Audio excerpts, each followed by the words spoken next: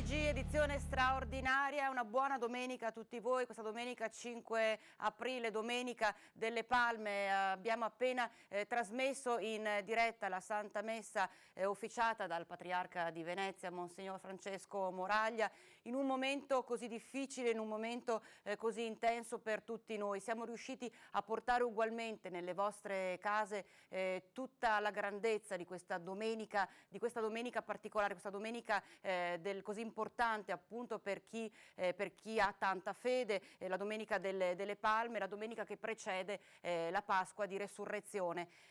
Parliamo subito, vi mostriamo subito le immagini della tabella relativa ai casi di persone che sono state contagiate, alle persone che sono state dimesse e ai decessi in questa epidemia da coronavirus Covid-19. Le variazioni rispetto alle 17 di ieri. Intanto alle 8 di questa mattina si sono registrati 280 nuovi casi positivi in tutta la regione del Veneto per un totale di 11.226 persone positive dall'inizio di questa emergenza, ovvero dal 21 di febbraio. Casi nello specifico attualmente positivi sono 9.650.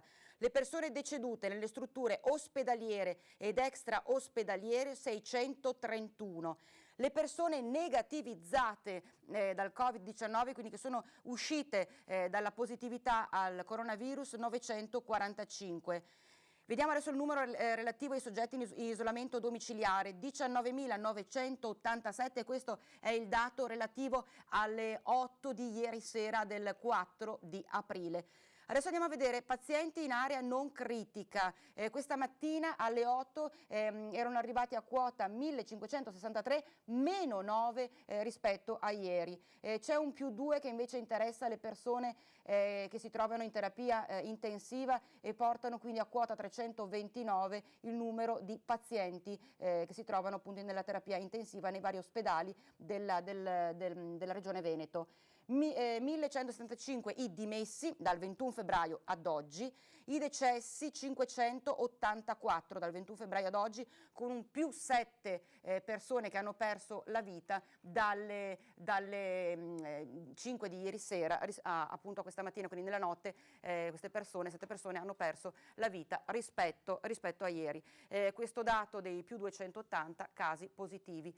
E adesso vediamo, c'è stato proprio il governatore del Veneto Luca Zaia in questo momento di così forte emergenza, che ha voluto sottolineare l'importanza di tutelare al massimo le persone, a cominciare proprio da quelle che sono le questioni del quotidiano, a cominciare proprio dagli esercizi commerciali, dai centri commerciali, dai supermercati. Allora ha garantito la chiusura nei giorni di Pasqua e Pasquetta.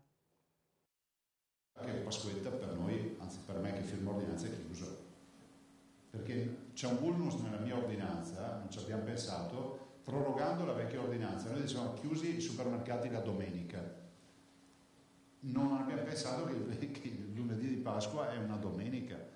Quindi lo dico, uomini avvisati, mezzi salvati, lo dico agli imprenditori e agli operatori, sappiate che vi arriverà anche questa chiarificazione. Il governatore Zaia ha firmato in giornata una nuova ordinanza di integrazione del provvedimento entrato in vigore a mezzanotte. Nel documento si chiarisce che nelle giornate di domenica 5 aprile, della domenica di Pasqua 12 aprile e del lunedì di Pasquetta sarà vietata l'apertura dei supermercati. Misure necessarie perché quella che si sta concludendo, ha sottolineato il governatore, è stata una settimana cruciale che ha indicato la direzione di un lento recupero e quella che sta per iniziare sarà determinante, per questo è necessario non abbassare la guardia. Intanto ieri sera è stata emanata una circolare sulla situazione dei garden, ai quali oltre alla consegna a domicilio sarà consentito la vendita ai grandi punti vendita che sono i supermercati. Piante nei supermercati, così come penne e quaderni. Nell'ordinanza appena firmata infatti viene precisato che la vendita dei prodotti di cancelleria è ammessa negli esercizi commerciali regolarmente aperti, quindi market e tabaccherie.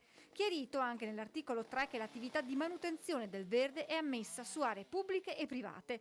Tutte attività, viene specificato, che dovranno rispettare rigorosamente ogni misura che prevenga il contagio. Intanto il governatore nelle scorse ore ha partecipato ad una videoconferenza con il Premier Conte, tra i temi affrontati quello delle riaperture. Ho confermato che noi stiamo redigendo un piano per la riapertura. Però è pur vero che siccome la riapertura deve essere nazionale, il piano noi lo mettiamo ad utile a contributo di quello che sarà un piano nazionale che magari valuterà, che so, le fasce di età, più il tema del numero di lavoratori, dispositivi da avere in azienda e altri particolari accorgimenti.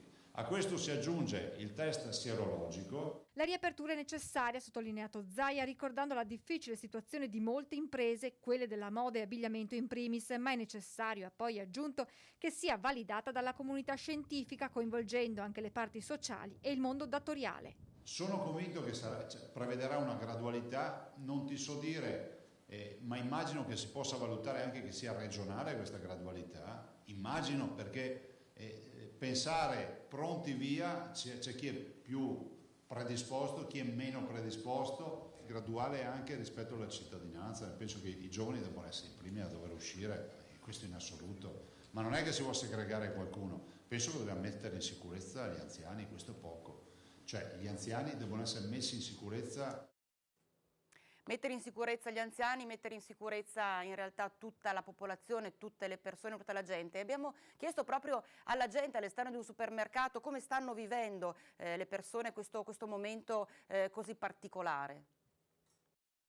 Siamo davanti a uno dei supermercati di Bassano. Oggi abbiamo voluto sentire la gente, la vogliamo sentire per capire un po', tastare gli umori, ma soprattutto per capire se c'è una data in mente entro la quale insomma tutti possiamo tornare liberi di passeggiare fuori. Sentiamo quindi che cosa ci hanno detto. Una cosa assolutamente inaspettata, inimmaginabile e tuttora incredibile. Non ho altre parole. Vediamo che lei ha comprato delle uova di Pasqua. Per chi sono? Per i bambini, per i miei nipoti. Riesce a vederli? Sì. Qualche volta dobbiamo attendere che noi. E lei insomma è avanti con l'età, non è un ragazzino. Ma lei non ha mai visto una cosa così? No, speriamo bene, ma la vedo forse metà maggio. Verso settembre, agosto-settembre, perché qua non ne usciamo fuori. Perché secondo lei non ne usciamo? Perché non vede quello che sta succedendo, questa pandemia in tutto il mondo, casi che vengono di nuovo fuori, come si fa ad uscire? Io penso, guardi, almeno ci vorrà tutta quanta aprile, penso, di ancora quarantena e dopo un po' alla volta, speriamo. Le pesa questo isolamento, questo dover stare a casa? Beh sì, un po' come che pesa a tutti, sa. Non potrei vedere gli amici, le persone più care, 2 o 3 mesi ancora. Temo. 3 mesi significa tornare alla normalità? No, sarà ancora lunga, purtroppo, insomma. Senta, lei come cerca di rispettare le... Vede, mi sono attrezzato come tutti, insomma. Secondo me non prima di metà maggio ci sarà ancora questa situazione un po' così. Speriamo di uscire presto, dai. Purtroppo non ci rendiamo conto perché non è un nemico figurato, un nemico che si vede, è una cosa invisibile e dunque è un po' fatica a rendersene conto. Ci rendiamo conto guardando gli ospedali. Quando entro, non posso fare nomi, in un altro supermercato e vedo delle persone che non hanno la mascherina e c'è la frutta e la verdura lì, che è lì, a 2 passi dalla bocca. Loro parlano, magari con chi ci sta vicino, oppure insomma... Pure se respirano gli schizzi vanno giù. Io dico solo una cosa, che la gente veramente deve prendere le cose sul serio e devono rispettare veramente le regole, soprattutto mascherina e guanti, entrare una persona per nucleo familiare, è una cosa essenziale che deve essere per rispetto per tutti quanti. Io vengo da un paese, dall'Albania, 30 anni fa e quindi non ho mai sofferto così di dittatura, sì, ma di queste robe, per quello stiamo male, però cerchiamo di aiutare. Le ricorda un po' la dittatura? Preferisco di tornare in dittatura piuttosto di questa qua. Ho sentito la gente, tutto sommato, è molto preoccupata, abbiamo visto che la gente però cerca assolutamente di seguire queste direttive importantissime, rispettare l'uso della mascherina quando si va nei supermercati, l'uso dei guanti, queste misure di sicurezza, insomma, e uscire soprattutto solo per necessità. Abbiamo sentito anche una delle persone dipendenti del supermercato che raccomandava il fatto di uscire, andare a fare la spesa una persona soltanto per nucleo familiare, proprio per cercare di tutelare al massimo se stessi e gli altri. E intanto però in tutto questo, lo aveva accennato, ne aveva parlato poco fa, lo abbiamo sentito il governatore Zaia, i più a rischio sono e continuano ad essere gli anziani, le persone anziane, soprattutto quelle che si trovano nelle varie strutture, nelle varie case di riposo, sono davvero al limite. Allora adesso c'è la Regione del Veneto che assieme a tutta l'azienda sanitaria sta cercando di portare avanti un documento, una linea proprio che porti più che altro la maggior tutela a queste persone, che porti sotto più livelli la tutela massima a queste persone e agli operatori che lavorano all'interno delle case di riposo. Ma sentiamo. Contagiati oggi saranno circa un po' meno come ospiti di 1000, però tenete conto che noi lo sapevamo, man mano che noi facciamo tamponi, perché appunto screenando una popolazione di 30.000 più 30.000 sono gli ospiti, 22.000, 23.000 sono gli operatori, voi capite che è chiaro che insomma facendo il tampone a tutti i numeri aumentano. Le case di riposo sono l'osservato speciale nel contenimento in Veneto del contagio di Covid-19. Il virus colpisce e aumenta di pericolosità nelle persone in età avanzata e la Regione sta rafforzando controlli e precauzioni nelle strutture che le ospitano.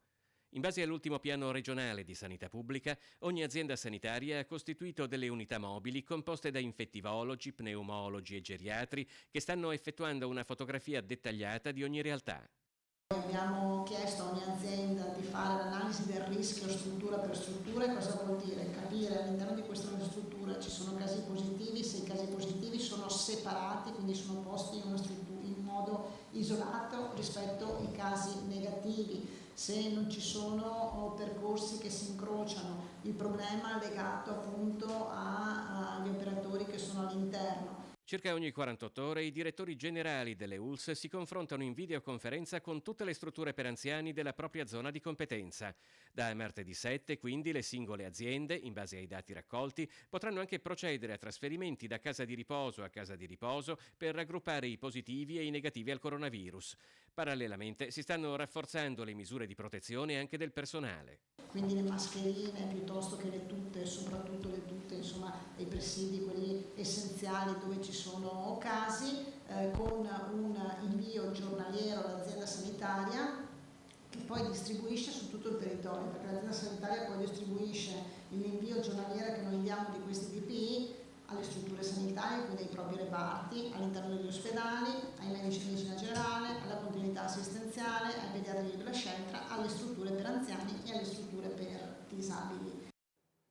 E proprio continuando a parlare di case di riposo, andiamo a Rossano Veneto, nel Vicentino, dove si trova Villa Aldina. Le cose rispetto a quanto abbiamo comunicato nei telegiornali nei giorni precedenti pare stiano migliorando, e intanto la stessa azienda sanitaria, rispettando proprio anche tutte le direttive della Regione Veneto, ha iniziato i primi controlli anche all'interno di Villa Aldina. Vediamo.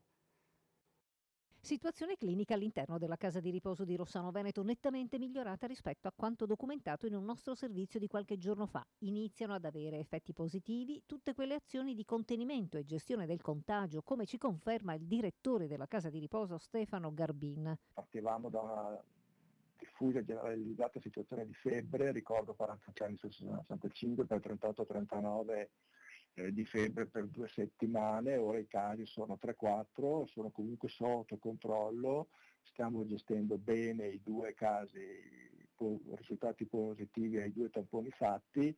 Oltre i 2 positivi, quindi, si aveva una situazione di una quarantina di stati febbrili su 65 ospiti, mentre le famiglie fin dall'inizio sono state informate sulle scelte, come quella vincente di gestire all'interno i casi, anche se non sempre è stato facile rispondere alla mole di telefonate. In 6 ore si è arrivati anche a 280 chiamate. Stamattina visita di controllo da parte del Dipartimento di Prevenzione Igiene dell'ULSS 7. Una visita che in 2 ore ha controllato tutto l'operato che abbiamo fatto, si è soffermata molto sulla situazione clinica degli anziani, su come sono stati gestiti in questo periodo di crisi e ancora adesso, e poi sono andati a vedere le soluzioni che noi abbiamo dotato con gli anziani che erano sospetti e poi su quei 2 sono risultati positivi, soluzioni dal punto di vista di isolamento e di gestione. Insomma, un controllo davvero capillare. Io colgo questa occasione per fare i complimenti al mio personale, che sono orgoglioso, hanno mantenuto il contagio all'interno della casa. Ringrazio la dottoressa Bianchini e la coordinatrice, nonché il sindaco, ma tutto il personale, perché sta facendo dei sacrifici, hanno deciso di cambiare vita, di auto-isolarsi dalle proprie famiglie, di mantenere in vita come stanno facendo gli anziani di Villadina, e posso dire che ce l'abbiamo fatta. Quindi una notizia positiva in questo momento così difficile. Ci separiamo per qualche minuto, poi rientriamo in diretta.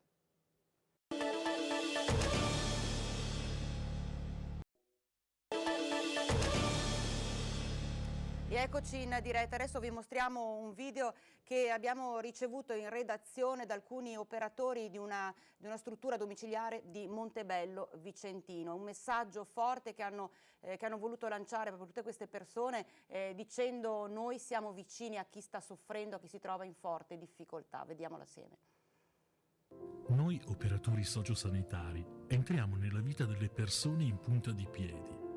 Nel massimo rispetto della dignità umana, incontriamo dolore e gioia, speranza e disperazione, lutto e rinascita, la vita. Ascoltiamo e ringraziamo perché tutto ciò ci tocca al cuore. Siamo messi a dura prova, ma diventati capaci di vedere il mondo nella sua complessità, capaci di viverlo e di tradurlo in emozioni che possiamo e vogliamo donare alle persone che assistiamo nella loro fragilità. Oggi più che mai, in questo momento difficile, noi ci siamo. Chi nel cammino della vita ha acceso anche soltanto una fiaccola nell'ora buia di qualcuno non è vissuto invano.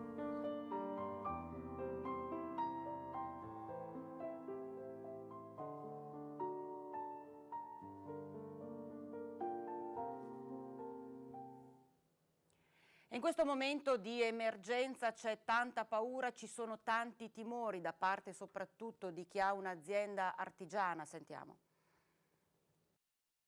Il coronavirus toglie fiato all'economia che ha bisogno di ossigeno. A più di un mese dall'inizio dell'epidemia, un sondaggio che ha coinvolto 3.600 artigiani fotografa la visione, le attese e i timori delle aziende venete.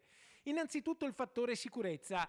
Nessuno si illude che la pandemia passi in fretta, anzi il 38,8% degli artigiani prevede di subire un rallentamento economico di almeno 6 mesi, oltre la fase emergenziale.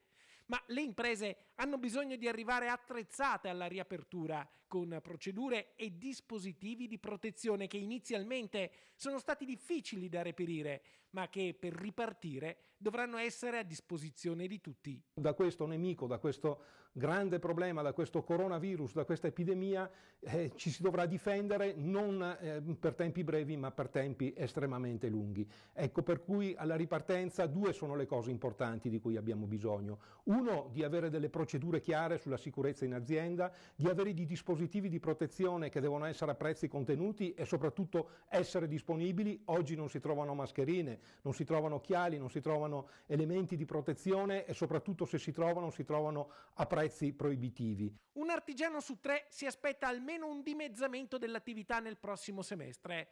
Si segna un record di 10.000 richieste degli ammortizzatori per tutelare 40.000 dipendenti. Quanto alle principali preoccupazioni, il 39,5% degli intervistati teme il calo dei consumi delle famiglie, il 32,8% un cambiamento drastico delle abitudini dei clienti, che il 17,4% degli artigiani pensa di poter perdere. Infine, 8 aziende su 10 ritengono che avranno bisogno di interventi a sostegno della liquidità. Il 59,8% delle richieste si concentra su cifre sotto i 50.000 euro. Il grande bisogno di un'iniezione di liquidità da parte delle banche, che deve essere garantita con il Fondo Centrale di Garanzia, ripeto ancora, Fondo Centrale di Garanzia che deve essere alimentato non dalle casse italiane ma con le emissioni di Eurobond, perché la Comunità Europea in questo deve intervenire in maniera importante e soprattutto si deve fare presto, perché ogni giorno che passa la situazione economica diventa sempre più pesante. E l'emergenza coronavirus ha provocato un crollo verticale anche per il settore automobilistico, si registra un meno 85 per quanto riguarda le vendite. Meno 85%, un crollo verticale. Non ci sono altri termini per descrivere la contrazione delle vendite di automobili al tempo del coronavirus. In Veneto, nel marzo dell'anno scorso, c'erano state quasi 15.000 immatricolazioni. Nel marzo di quest'anno, poco più di 2.000. Il crollo si inserisce in quella che era già stata una tendenza negativa nel trimestre gennaio-marzo. Rispetto agli stessi 3 mesi del 2019, la variazione è stata del meno 41,16%. Una crisi tale da convincere il gruppo Automoto di Confcommercio Veneto a chiedere alla Regione l'introduzione di incentivi per il rinnovo del parco macchine, considerando peraltro che in Veneto il 45% delle automobili ha più di 10 anni di vita, quindi si tratta di mezzi più inquinanti. Secondo il presidente Giorgio Sina potrebbe essere questo il momento giusto per dare una spinta al settore verso l'innovazione. Ma per ora, con le limitazioni agli spostamenti, le auto quasi non si usano più. Concessioni Autostradali Venete ha registrato a marzo, sulle tratte di sua competenza, la Padova-Venezia e il passante di Mestre, un calo complessivo e definitivo di traffico rispetto al 2019 nell'ordine del meno 54,46%, con punte che soprattutto negli ultimi 10 giorni del mese sono arrivate a superare l'80%. Proprio il CAV, peraltro, ha disposto in queste ore, d'intesa con il Ministero delle Infrastrutture e dei Trasporti, l'esenzione dal pagamento del pedaggio per chi è impegnato contro l'epidemia, operatori sanitari e associazioni di volontariato in ambito sanitario che hanno necessità di muoversi per motivi di servizio lungo il percorso casa-lavoro. L'esenzione vale fino a quando non verrà dichiarata conclusa l'emergenza. E continua in maniera incessante il lavoro dei tanti volontari e delle tante volontarie che fanno parte della protezione civile, che ancora una volta cercano di far capire alla gente, ai civili, alle persone, quanto sia importante l'utilizzo di mascherina e di guanti per la protezione di se stessi e del prossimo. Distribuzione di mascherine e guanti, sostegno alle persone in difficoltà, controllo del territorio per sensibilizzare i cittadini a rimanere in casa. La Protezione Civile dimostra ancora una volta in queste ore la sua organizzazione e la sua efficienza nei momenti più difficili. E a Padova sono tornati anche sulle strade per ricordare alla popolazione i contenuti del decreto del governo. Continuano i messaggi alla cittadinanza con le auto della Protezione Civile e gli autoparlanti per dire alle persone di rimanere a casa. Io immagino che le belle giornate e anche i dati della riduzione del numero di contagi possano farci pensare che la situazione sia migliore, ma è necessario continuare a non abbassare la guardia. Già da oggi i volontari della Protezione Civile sono impegnati a distribuire guanti e mascherine ai clienti dei negozi sotto il Salone, in piazza, a Padova, per rispettare le regole dell'ordinanza regionale. Poi, da lunedì, faranno lo stesso quando riapriranno i mercati alimentari all'aperto. 12 auto della Protezione Civile ogni giorno sono in giro per le strade a ricordare questo, e oggi la Protezione Civile era schierata anche sulle piazze per agevolare, dare informazioni, dare mascherine, dare guanti. Il messaggio comunque è sempre lo stesso: guanti e mascherine servono per chi è costretto a uscire, ma per tutti gli altri l'unico modo per combattere il contagio è rimanere a casa.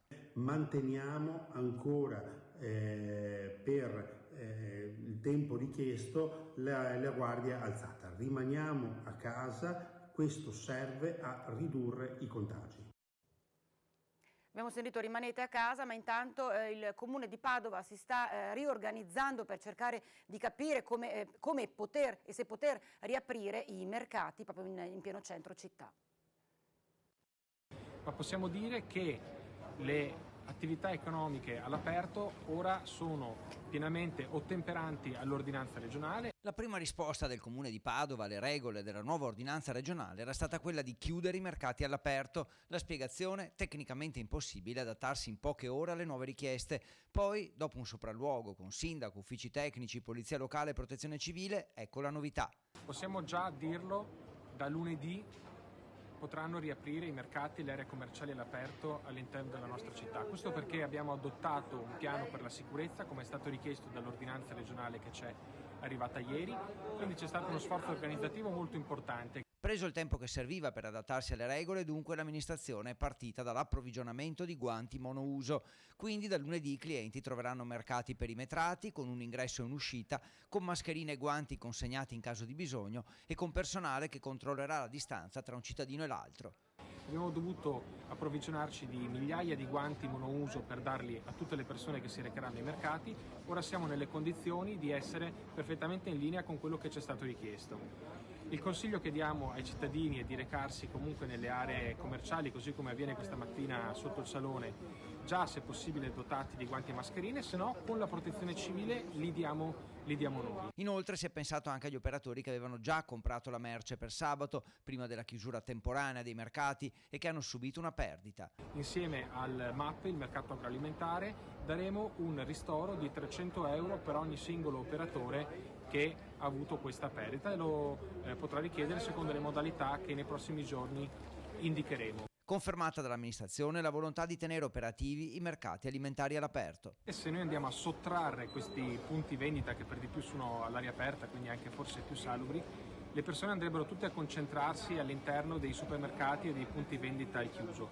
Per quello abbiamo fatto questo sforzo organizzativo. Abbiamo visto proprio anche mentre l'assessore stava parlando che sul retro c'erano le persone che entravano scaglionate, protezione civile al lavoro per limitare al massimo appunto i contatti diretti tra le persone o i contatti oppure persone troppo vicine, insomma all'interno del sottosalone per tutelare assolutamente i residenti. Tanti messaggi, tantissimi messaggi che stanno arrivando al nostro numero WhatsApp, il 340 32 18806. Vi ricordo ancora una volta che potete inviare messaggi, potete inviare fotografie e video, ma non fate telefonate, perché alle telefonate noi non riusciamo a rispondere, non possiamo rispondere. Di conseguenza tutti i messaggi che state inviando verranno trasmessi. State già vedendo una prima tranche dei vostri messaggi. Io proverò a leggerne qualcuno, purtroppo sono talmente tanti che non riuscirò a leggerli tutti quanti. In ogni caso li vedrete trasmessi durante questa lunga diretta e poi cercheremo di mostrare anche le fotografie e i video che ci state inviando. Come sempre voglio sottolineare che sono soprattutto video che dimostrano una grande speranza, che portano un grande messaggio di speranza, e i sorrisi soprattutto dei più piccoli che voi ci state inviando. Allora vediamo magari di leggere qualche messaggio come questo. Gentilissimo signor Presidente, rivolto direttamente a Zaia, sono Renzo Rigoni, la chiamo da Mira nel veneziano. Grazie di cuore per tutto quello che lei sta facendo per noi veneti. Lei, signor Luca Zaia, è un grande, la vorrei presidente per sempre. Questo è un augurio quindi per il presidente Zaia. Bisogna vedere se, dico io, poveretto, riesce a reggere per sempre questo peso di essere presidente della regione Veneto. Grazie. Le volevo chiedere gentilmente se è possibile che nei centri di qualsiasi tipo, prima di entrare, venga rilevata la temperatura corporea distintamente, e poi appunto manda dei saluti al governatore Zaia. Quindi questa persona, questo nostro telespettatore del veneziano, chiede che in tutti quanti i centri commerciali o dove ci si possa recare in questo momento cioè nei punti dove appunto c'è l'apertura dei vari negozi, venga misurata la temperatura prima di accedere. In realtà in alcuni supermercati questo avviene già prima di permettere l'entrata, l'accesso delle persone. C'è questo strumento elettronico che misura direttamente la temperatura e quindi permette o meno l'accesso all'interno della struttura. Questa persona chiede che venga fatto un po' in tutti quanti i supermercati.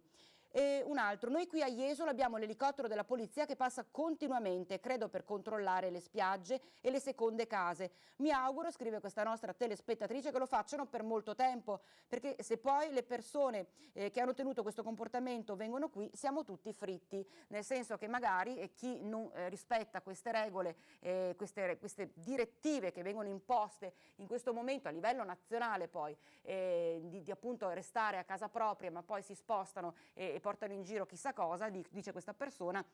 Il rischio per chi vive, per chi si trova a vivere in certe località, soprattutto di villeggiatura e di vacanza, diventa importante.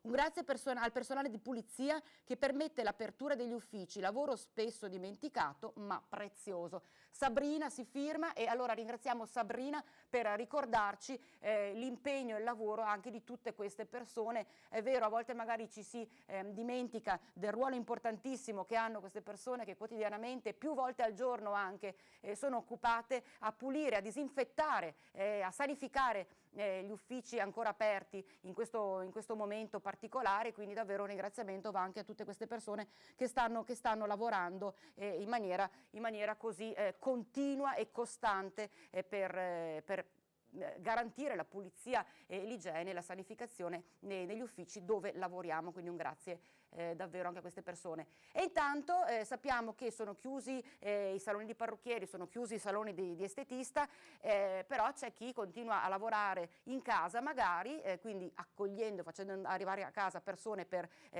pettinarle, acconciarle o per fare il lavoro di estetista, e questa cosa non è proprio gradita, ma non solo non è gradita a chi ha dovuto chiudere il salone, non è proprio tollerabile, perché non limita assolutamente alcun contagio. Anzi, il rischio è che il contagio in questa maniera sia ancora più forte, e di conseguenza è arrivato alla nostra redazione un video in cui un vero e proprio appello che viene rivolto da chi ha un salone e ha dovuto chiuderlo, per puntare il dito contro questi abusivi, non si possono chiamare in altre maniere. Sono Sara Norelli, titolare di un salone di acconciatura a Vicenza. Con questo video voglio dare voce ai tantissimi imprenditori della bellezza che, come me, stanno doverosamente rispettando le regole, restando lontani dalle loro amatissime clienti.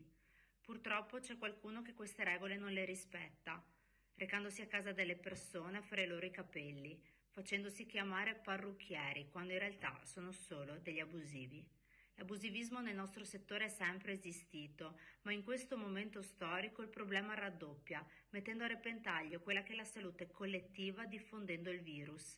Non chiederò agli abusivi di rispettare le regole, perché non lo hanno mai fatto, ma mi rivolgo alle coscienze delle persone che richiamano dentro le loro case. Fate attenzione, lasciamo fuori dalla porta il virus. Mi appello ai sindaci e alle istituzioni, perché mai come in questo momento abbiamo bisogno di qualcuno che impedisca a queste persone di essere un pericolo per la salute delle persone, oltre che essere una spina sul fianco per il nostro paese. Grazie. E nelle montagne, soprattutto del Bellunese, non c'è soltanto l'emergenza coronavirus, ma c'è anche l'emergenza lupi.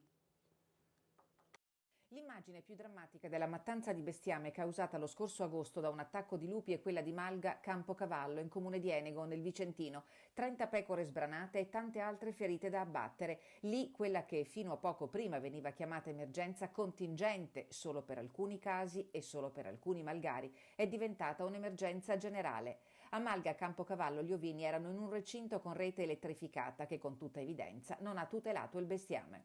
Per questo gli allevatori veneti, quelli della Lessigna, dell'Altopiano di Asiago, del Bellunese, cioè le zone maggiormente colpite dall'attacco dei lupi, non ci stanno ad essere definiti negligenti. Nel bilancio diffuso a inizio settimana dalla Regione Veneto, l'assessore Panna ha riferito che 8 volte su 10 il lupo ha attaccato capi incustoditi o protetti da sistemi inadeguati di recinzione. Vogliamo ricordare all'assessore, scrivono gli allevatori della rete Salvaguardia Rurale Veneta, come i pochi allevatori che hanno potuto si sono impegnati a mettere in sicurezza i propri animali secondo le indicazioni della Regione, ma che nella stragrande maggioranza dei casi sussistono difficoltà oggettive, sia di carattere pratico che di carattere burocratico, che di fatto impediscono l'implementazione delle misure proposte.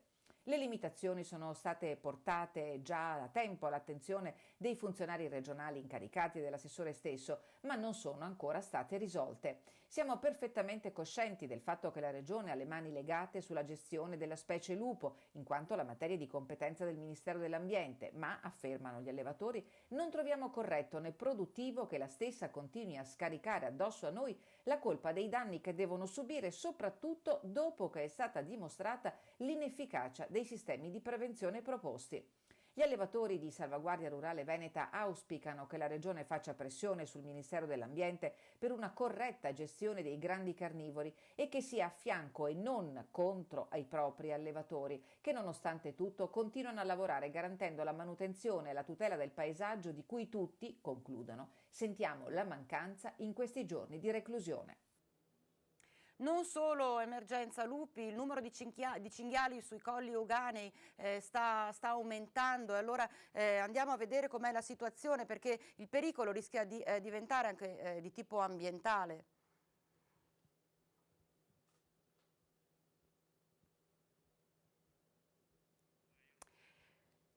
Perché dopo i lupi, appunto, c'è il discorso, si diceva, di emergenza cinghiali.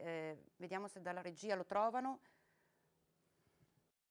Oggi abbiamo stimato siano più di 10.000 gli animali presenti in Veneto. 10.000 cinghiali nella nostra regione, liberi di muoversi tra i vari territori agricoli, dei colli e a volte anche lungo le strade e nelle piazze dei comuni collinari. Una situazione sempre più esplosiva, amplificata dal coronavirus, che impedisce ai controllori di muoversi sul territorio per limitare l'espansione dei cinghiali e dal periodo della riproduzione.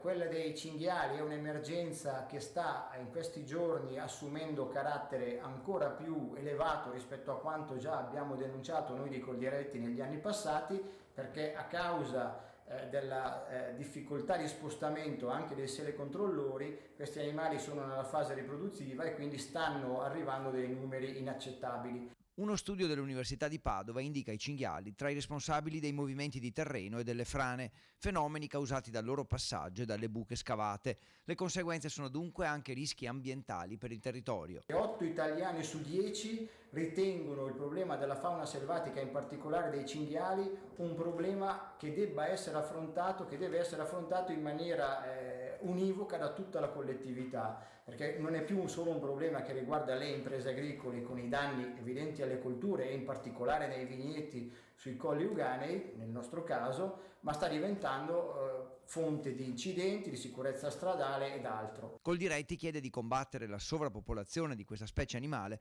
che potrebbe avere conseguenze ancor più gravi con la primavera. E intanto le aziende continuano a chiedere interventi molto forti al governo, sono soprattutto le piccole imprese. Abbiamo sentito durante questa nostra diretta, questa nostra straordinaria, appunto l'appello che è stato lanciato dal presidente di Confartigianato del Veneto, Agostino Bonomo, un appello forte che viene lanciato al governo perché c'è bisogno di un aiuto concreto, a cominciare proprio dalla liquidità. Dovrà essere una manovra che induce una capacità di credito delle imprese italiane non inferiore a 500 miliardi. E poi abbiamo il sostegno alle famiglie, in particolare a tutte quelle partite IVA, lavoratori autonomi che non hanno i cosiddetti ammortizzatori sociali come la cassa integrazione in deroga e che hanno visto praticamente azzerato in queste settimane il loro reddito. E quindi dovremmo andare verso un intelligente, guardi bene questa parola, un intelligente reddito di emergenza da assicurare a questi lavoratori fin tanto che non potranno riprendere le loro attività. Non assistenzialismo, ma un aiuto per riprendere. Questa è la tesi sono le tesi su cui sta lavorando il governo centrale. Dicevo prima, tanti messaggi, tanti video, tante fotografie che ci state inviando, allora vediamo assieme qualche immagine che ci avete mandato.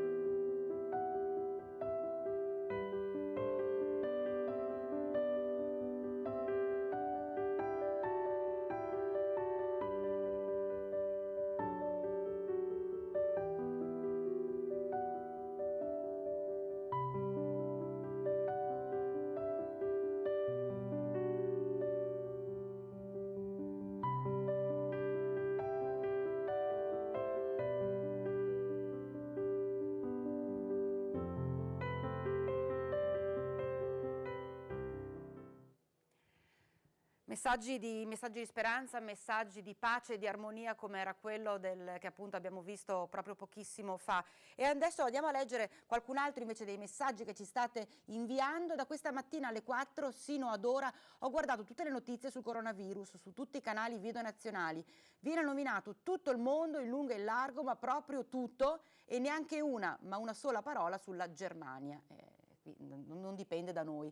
Salve, volevo chiedere con chi devo parlare per aiutare una persona che non ha niente da mangiare. Ho chiamato in comune Bassano del Grappa e anche l'assistenza sociale spiegando la situazione, ma niente da fare, silenzio. C'è questa persona dunque che chiede un aiuto e noi vedremo come fare, perché insomma in teoria ha chiamato in comune, ha chiamato l'assistenza sociale, nessuno sta intervenendo. Provare a chiamare magari il sindaco, proveremo magari proprio a sentire noi il sindaco, l'assessora ai servizi sociali, perché c'è questa persona, questo appello che viene lanciato attraverso questo messaggio, un appello disperato, perché c'è una persona che si trova davvero in difficoltà. Volevo segnalare nei vari supermercati nella provincia di Belluno ho visto diverse persone che girano senza guanti e mascherine. Nessuno faceva rispettare le distanze di sicurezza. Per le strade ho notato diverse persone che giravano in gruppetto di 3-4 senza mascherine e guanti e non tenevano le distanze di sicurezza. È per colpa di certi menefreghisti che non hanno rispetto delle regole in vigore e delle persone che questo incubo non finirà mai. Bisogna adottare misure più severe.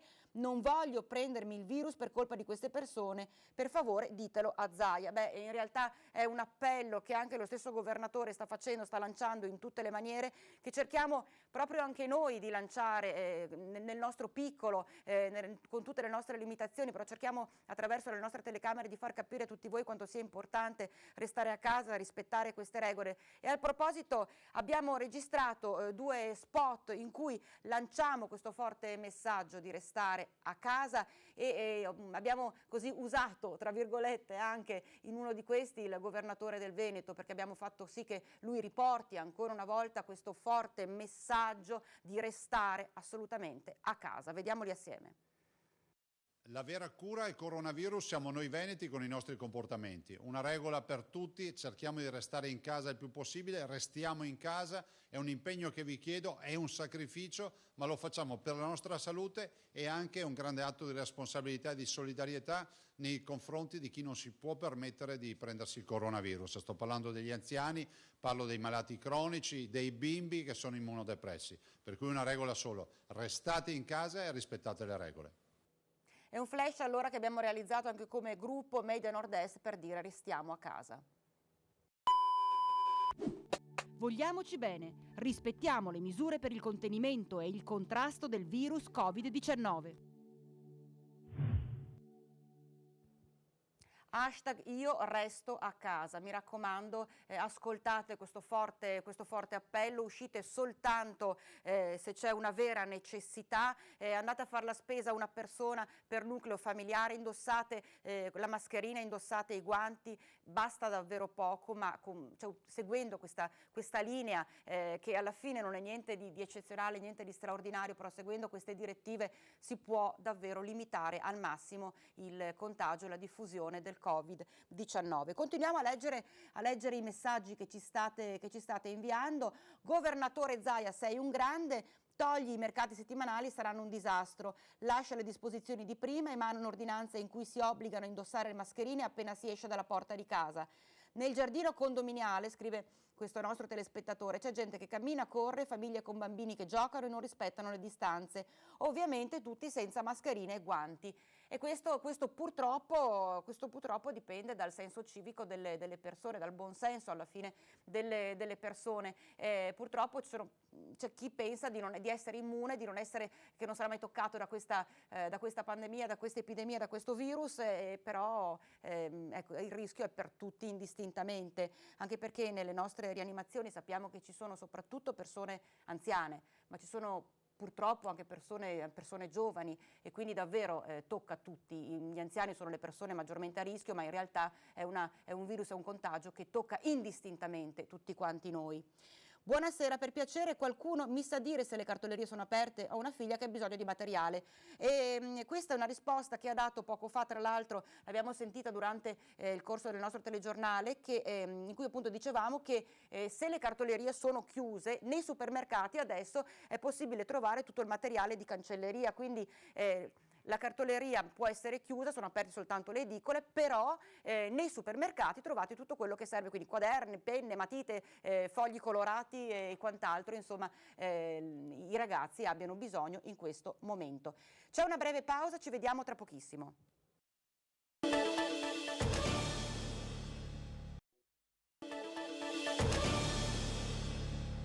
Eccoci nuovamente in diretta. Adesso in questo momento così difficile c'è la gente che si sta davvero ingegnando e se non si può andare a coltivare l'orto perché magari è lontano, perché magari non c'è un pezzo di terra disponibile, c'è chi ha pensato bene di far fiorire pomodori, insalate e quant'altro nei vasi e metterli magari sul davanzale di casa. Orti sui davanzali utilizzando i vasi da fiori. Succede anche questo nei giorni del coronavirus. Ci sono molte persone che lo fanno. Sì, ma che vada, sai cosa, se uno mette su un vaso potrebbe mettere sopra un telo di tessuto non tessuto che protegge molto dal freddo. Perché l'altro dato è che in questi giorni c'è stata una vera e propria corsa ad accaparrarsi a ogni genere di piantine. Certi dicono che hanno paura che praticamente i prezzi aumentino della merce, quello più che sia, dicono che si vede che c'è tanto consumo. Allora si fanno l'orto per... sono a casa, hanno tempo e fanno l'orto. Potremmo definirli orti di sussistenza, che molti sono tornati a fare in un angolo del giardino, prevedendo un'estate rigida sotto il profilo economico. Parte per essere un hobby, però dopo diventa anche una cosa importante per la famiglia. Diciamo che con la prospettiva che non si sa cosa può esserci nel futuro, la gente, le famiglie, alle famiglie l'orto è diventato una cosa necessaria. Così necessaria che nonostante l'ordinanza della regione che vieta la vendita di piantine se non portate direttamente a casa, in tanti bussano peraltro inutilmente alla porta di Adriano Peron per il proprio orto. Per tutti la risposta è negativa, almeno fino a Pasquetta, magari confortata dal consiglio che c'è tempo per mettere giù le piante.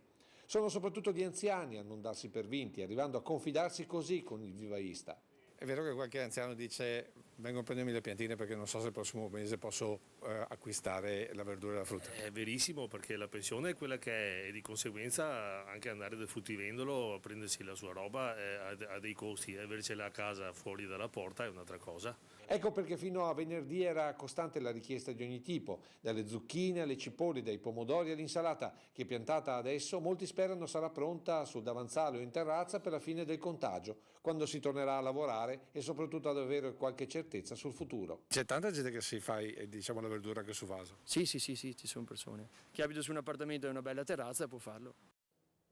Quindi adesso l'ingrediente principale adesso è il pollice verde, perché se una persona dovesse essere come me, apriti cielo, non riuscirebbe proprio in alcun senso a far crescere neanche l'insalata sui vasi, però insomma dai, un po' di ingegno, un po' di buona volontà e i piccoli orti, mini orti permetteranno così alle persone di farsi l'insalata tutti i giorni, di raccogliere l'insalata tutti i giorni e i pomodori magari.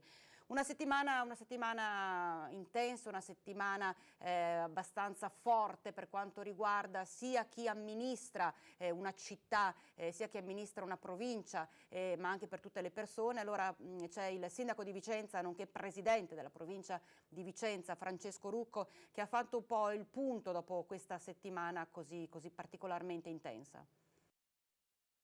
È stata una settimana naturalmente di super lavoro. Siamo partiti con l'organizzazione dei controlli sul territorio, perché lo stare a casa rimane l'imperativo da ascoltare, da osservare secondo le prescrizioni del governo, e i risultati sono stati positivi tutto sommato a Vicenza. Abbiamo lavorato su alcuni provvedimenti importanti come la sospensione dei canoni di locazione dei negozi in centro che vengono quindi in città, che vengono rinviati ad ottobre con possibili rateizzazioni. Abbiamo lavorato sulla vigilanza in centro storico, un rafforzamento, un test rispetto alla vigilanza del territorio, in particolare in centro con 2 pattuglie di vigili dedicati al centro e il supporto ai commercianti offerto dalle società di vigilanza privata come la Rangers e la Civis. Abbiamo lavorato sui buoni spesa, che sono un provvedimento del governo a sostegno delle persone in crisi di liquidità, e nella giornata di venerdì abbiamo stampato i buoni alla presenza della Guardia di Finanza con un metodo anticontraffazione. Questo è un termine importante e da lunedì cominceremo anche a raccogliere le richieste e poi a diffondere i buoni a sostegno delle persone in difficoltà.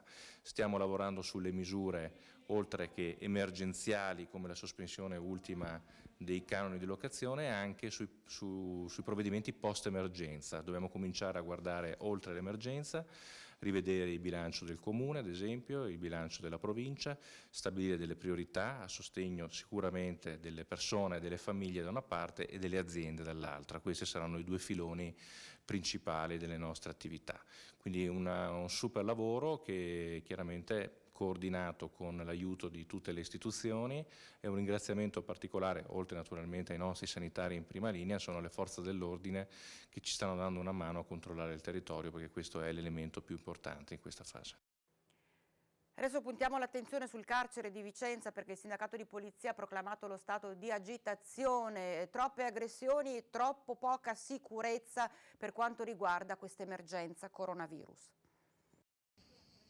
Basta aggressioni, basta agenti di polizia penitenziaria che finiscono malmenati da detenuti aggressivi. La situazione al carcere di Vicenza rischia di farsi critica e a denunciarlo all'Unione Sindacati Polizia Penitenziaria. Dall'inizio di gennaio ad oggi sono successe ben 7 aggressioni da parte dei detenuti ai danni del personale del comparto sicurezza, cui hanno riportato alla bellezza di 13 poliziotti penitenziari delle lesioni che si sono protratte in 81 giorni di malattia. Le criticità sono tante, sono quei detenuti che sono di difficile adattamento e che, come diciamo noi, fanno il turismo penitenziario, partono da istituti dove già hanno commesso dei danni sia ai beni dell'amministrazione, quindi immobili e mobili, e poi finiscono con scagliarsi contro il personale. Detenuti rissosi che vengono spostati di carcere in carcere, a questo si aggiunga il sovraffollamento e l'emergenza attuale dettata dal coronavirus.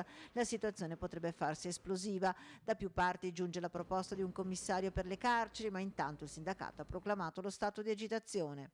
Lo stato di agitazione è stato proclamato dalla segreteria nazionale nonché dalla segreteria regionale. Infatti tutti gli istituti della Repubblica, come segno di protesta pacifica, è stata esposta la bandiera dell'organizzazione sindacale.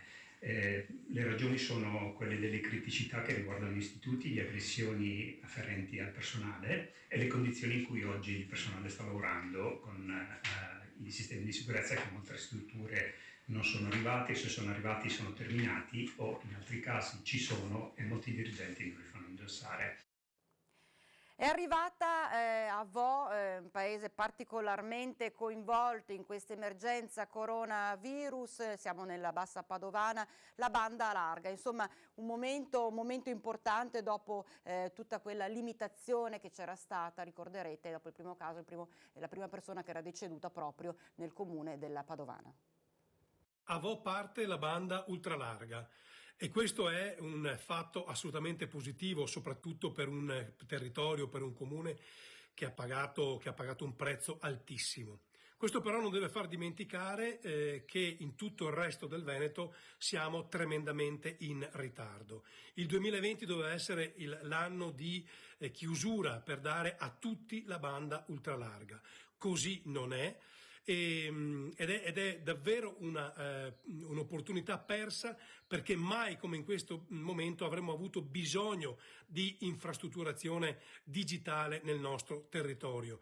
Tutti noi stiamo dialogando l'uno nei confronti dell'altro attraverso i social, attraverso i computer, attraverso l'infrastruttura digitale. Ecco, molti non lo possono fare perché chi avrebbe dovuto fare quest'opera non l'ha ancora terminata.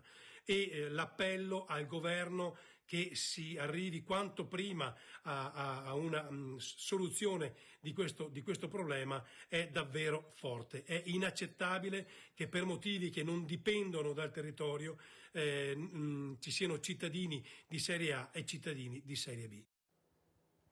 Tra pochissimo alle 12:30 il consueto punto stampa nella sede regionale della Protezione Civile del Veneto con il governatore Zaia, gli assessori Lanzarin e Bottacin. Sto già vedendo appunto che si sta preparando, vedete già i microfoni, la postazione è quasi pronta, si è in attesa proprio che arrivino il governatore e i 2 assessori. Noi intanto allora andiamo avanti con i messaggi che ci state girando. Ricordo il numero 340 32 18806, messaggi, video e fotografie, non fate le telefonate, chiamate, perché noi non risponderemo a questo, quindi questo numero è vocato semplicemente per appunto ai messaggi, ai video e alle fotografie che voi ci inviate.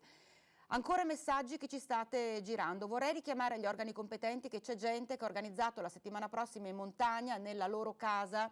Bisogna fare controlli serrati, ancora tanta gente gira senza il presupposto dei 3 motivi per farlo: il lavoro, la salute e la necessità come quella di fare la spesa. E ancora, ciao Rete Veneta, in via Brenta a Campese, quindi siamo a Bassano, oggi abbiamo notato un maggior numero di persone che non abitano nel raggio di 200 metri. Ne approfittano per camminare indisturbati in riva al Brenta, passano anche in moto. Avvisate le autorità, ci sono tanti furbastri. In realtà potete farlo anche voi, nel senso che se voi state vedendo o vedete gente ammassata, vedete gente che non rispetta le distanze di sicurezza, sapete che quelle persone non abitano lì ma sono venute e quindi hanno violato questa restrizione di 200 metri di distanza dalla propria abitazione, non fate altro che chiamare voi stessi le forze dell'ordine, siete voi testimoni di quanto sta accadendo, di conseguenza fatevi voi portavoce di quello che sta succedendo, perché anche voi siete responsabili nel momento in cui le vedete, quindi potete essere parte e aiutare anche proprio le forze dell'ordine a punire queste persone che stanno trasgredendo a una regola semplicissima, che è quella di non allontanarsi oltre 200 metri dalla propria abitazione. Quindi voi stessi potete chiamare e avvertire se notate qualcosa che non va, perché temete per la vostra salute ma temete anche per la salute del prossimo, quindi senza problema fate il numero il 112, il 113 o chiamate direttamente la polizia locale e segnalate quanto state vedendo, perché voi siete testimoni e quindi potete davvero essere gli occhi delle forze dell'ordine, che sono sì attivissime in questi giorni ma non possono essere ovunque, quindi se voi li vedete farete senz'altro un ottimo servizio a tutta la comunità se avvertite di quanto sta accadendo. E ancora sono un operatore sociosanitario in una casa di riposo, non abbiamo i termometri veloci da fronte avendo quasi 100 ospiti, li ho trovati in un negozio ma non si trova lungo la strada che faccio per andare al lavoro, si trova in un comune dopo la mia abitazione a una distanza di 10 chilometri. Voi sapete dirmi se per questo motivo posso andare? Diventa una necessità, diventa un motivo indispensabile quello di andare ad acquistare i termometri per la struttura dove lei lavora, di conseguenza presumo che se chi dirige la struttura, chi gestisce la struttura le dà chiamiamolo un pass, un'autorizzazione per andare ad acquistare i termometri, anche se si trovano a qualche chilometro di distanza dalla sua abitazione, lei può farlo perché non lo fa per se stesso, lo fa per tutelare e proteggere le persone che si trovano appunto nella struttura per cui lei lavora. Di conseguenza basta senz'altro un'autorizzazione che viene fatta da chi dirige la casa di riposo a farla andare ad acquistare questi termometri, quindi senza problema questa diventa una necessità e quindi può farla. Salve a tutti, gli argini di Santa Giustina in Colle sono pieni di gente. Poi con queste giornate è anche abbastanza, sembrerebbe, dovrebbe essere inevitabile andare a passeggio, in realtà sapete che non si può, 200 metri di distanza dalla propria abitazione e basta, diventa questo l'imperativo categorico: non uscite di casa, mi raccomando. Vediamo qualche altro messaggio adesso, che sono davvero tanti quelli che stanno arrivando. Ancora un'altra persona che chiede di mandare un saluto e un ringraziamento particolare a chi fa pulizie negli uffici, nei negozi, quindi davvero ancora un ringraziamento a tutte queste persone. E poi c'è chi dice che in alcuni uffici mancano gli appositi vetri che limitano il contatto con chi si trova davanti, cioè tra le persone, tra chi sta dietro e chi sta davanti. Diventa indispensabile avere un vetro che protegga sia chi arriva, quindi i clienti che si trovano ad entrare in ufficio, ma anche chi lavora all'interno dell'ufficio. E adesso invece c'è una bella notizia che arriva dal Padovano, da Campo San Piero nello specifico, perché è nata una bambina e questa nascita è stata un po' rocambolesca, però, perché vediamo assieme. Una buona notizia, anche se preceduta da agitazione e spavento. Siamo nel parcheggio dell'ospedale di Campo San Piero. Un uomo che si esprime in un italiano stentato chiede aiuto alla portineria. Le operatrici presenti fanno fatica a capire. Lui chiede una carrozzina, riesce a spiegare che la moglie è in auto ed è incinta. Il tempo di fare una telefonata, per un'operatrice di uscire dall'ufficio e guardare in direzione dell'auto, e la scena è quasi incredibile. La donna aveva già partorito e teneva in braccio la piccola neonata. Immediato l'intervento dei medici e dell'ostetrica che hanno soccorso la donna e hanno ricoverato mamma e bambina. Incredulo e felice anche il padre, un marocchino, che con la moglie hanno già 3 figli e vivono a San Giorgio delle Pertiche. Una notizia davvero bella, una notizia che ci allieta davvero questa giornata, la vita comunque che continua, ed è veramente bello e felice apprendere appunto della nascita di questa bambina, a cui vanno i complimenti per la fretta che ha avuto, ma soprattutto le felicitazioni a mamma, papà, ai fratellini da parte di tutta la comunità di San Giorgio delle Pertiche, felice appunto per questa insolita nascita così frettolosa. La bimba e la madre stanno bene, sono state ricoverate per precauzione nel reparto di ostetricia. Tra le tante notizie negative, compresa quella di alcuni contagiati proprio nell'ospedale di Campo San Piero, questa invece fa guardare al futuro con molto più ottimismo. Una gran bella notizia dunque, insomma, la nascita di questa bimba, e poi tra l'altro come è venuta al mondo. Vogliamo riproporvi adesso il messaggio toccante che hanno voluto lanciare attraverso le nostre telecamere alcuni operatori che si trovano a lavorare all'interno di una struttura per anziani. Siamo nel Vicentino.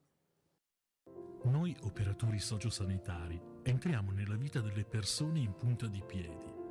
Nel massimo rispetto della dignità umana, incontriamo dolore e gioia, speranza e disperazione, lutto e rinascita, la vita. Ascoltiamo e ringraziamo perché tutto ciò ci tocca al cuore. Siamo messi a dura prova, ma diventati capaci di vedere il mondo nella sua complessità, capaci di viverlo e di tradurlo in emozioni che possiamo e vogliamo donare alle persone che assistiamo nella loro fragilità. Oggi più che mai, in questo momento difficile, noi ci siamo. Chi nel cammino della vita ha acceso anche soltanto una fiaccola nell'ora buia di qualcuno, non è vissuto invano.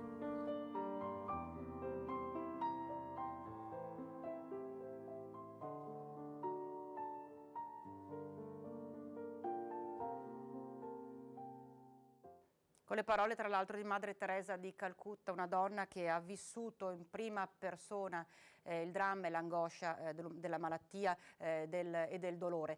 Ci fermiamo per qualche istante, ci troviamo subito dopo.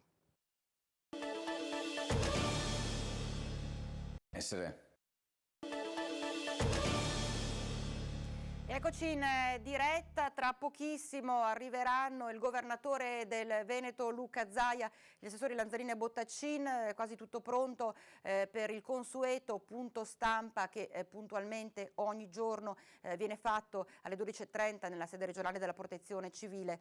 E intanto con il prossimo servizio parliamo del dramma della solitudine che appunto viene aggravato dall'emergenza coronavirus, da questa quarantena. Un ottantenne è stato trovato privo di vita nella sua abitazione, era morto da un mese ormai.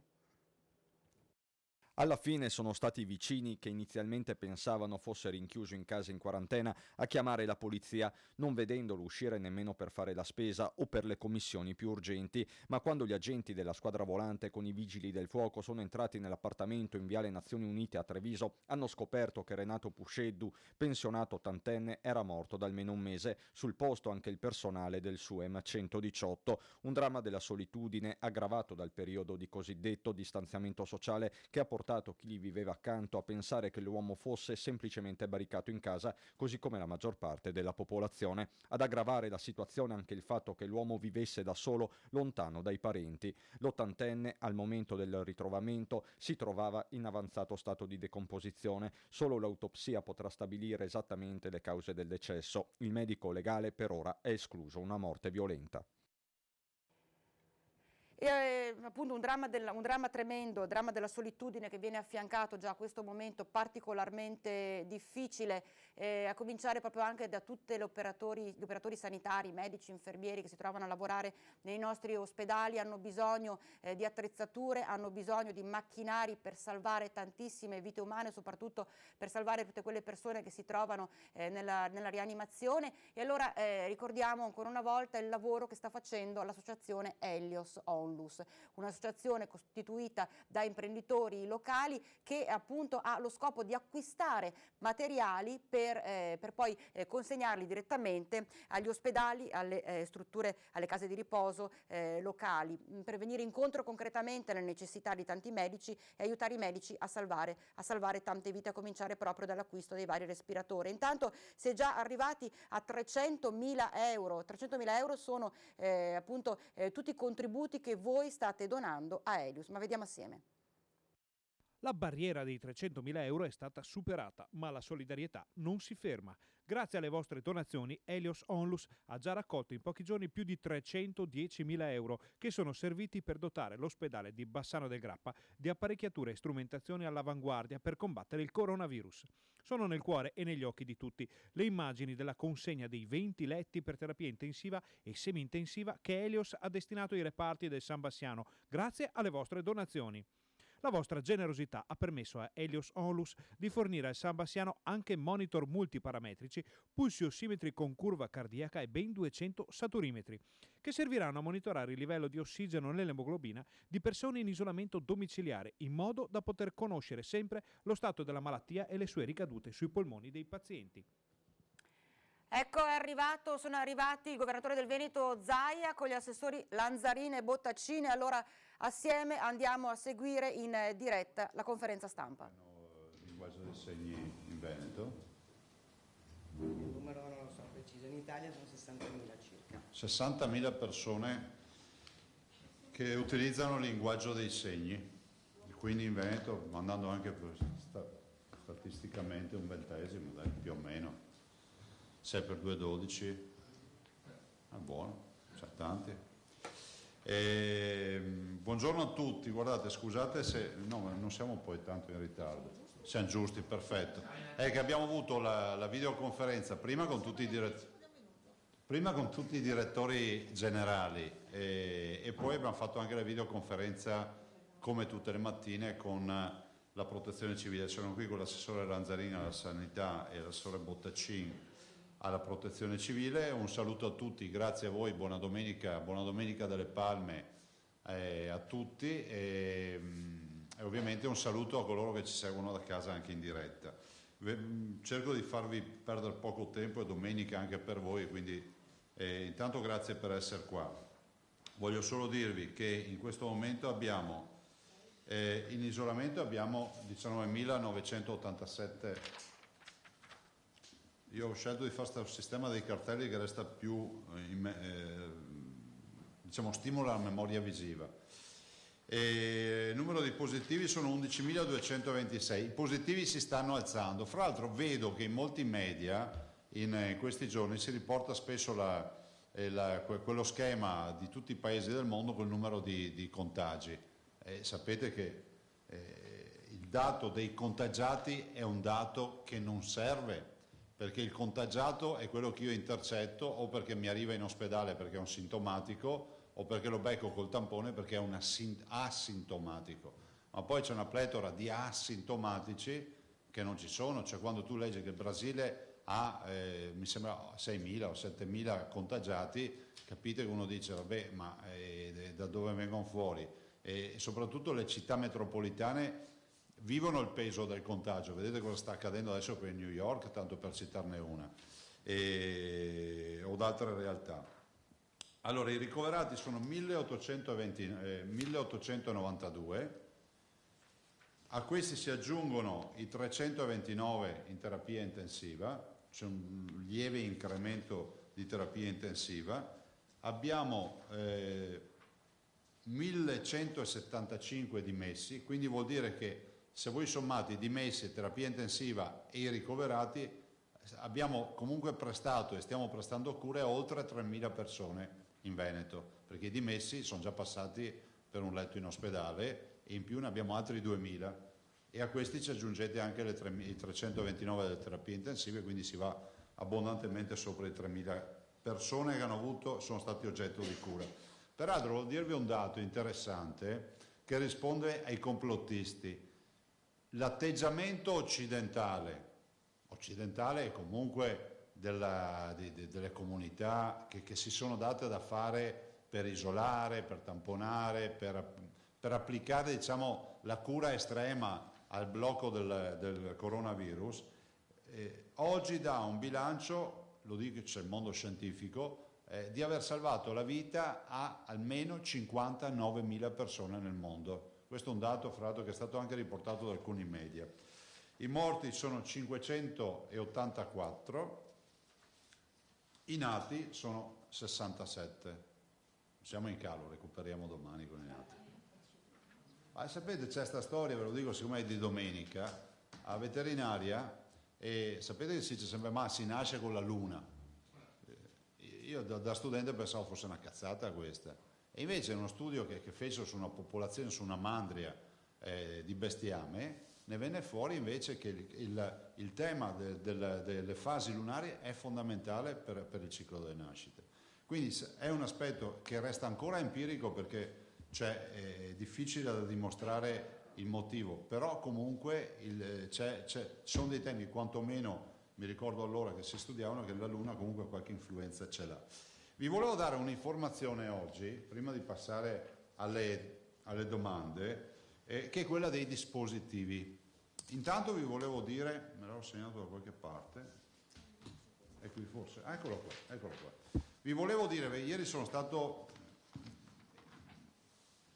un po' superficiale nel dirlo, c'era una domanda dell'ANSA, se non ricordo male, su Consip, sono andato a vedermi i dati esatti e peraltro confermo il nostro ottimo rapporto con l'amministratore delegato, il dottor Canarsa. Da Consip noi abbiamo avuto 150 respiratori invasivi e 30 per terapie subintensive.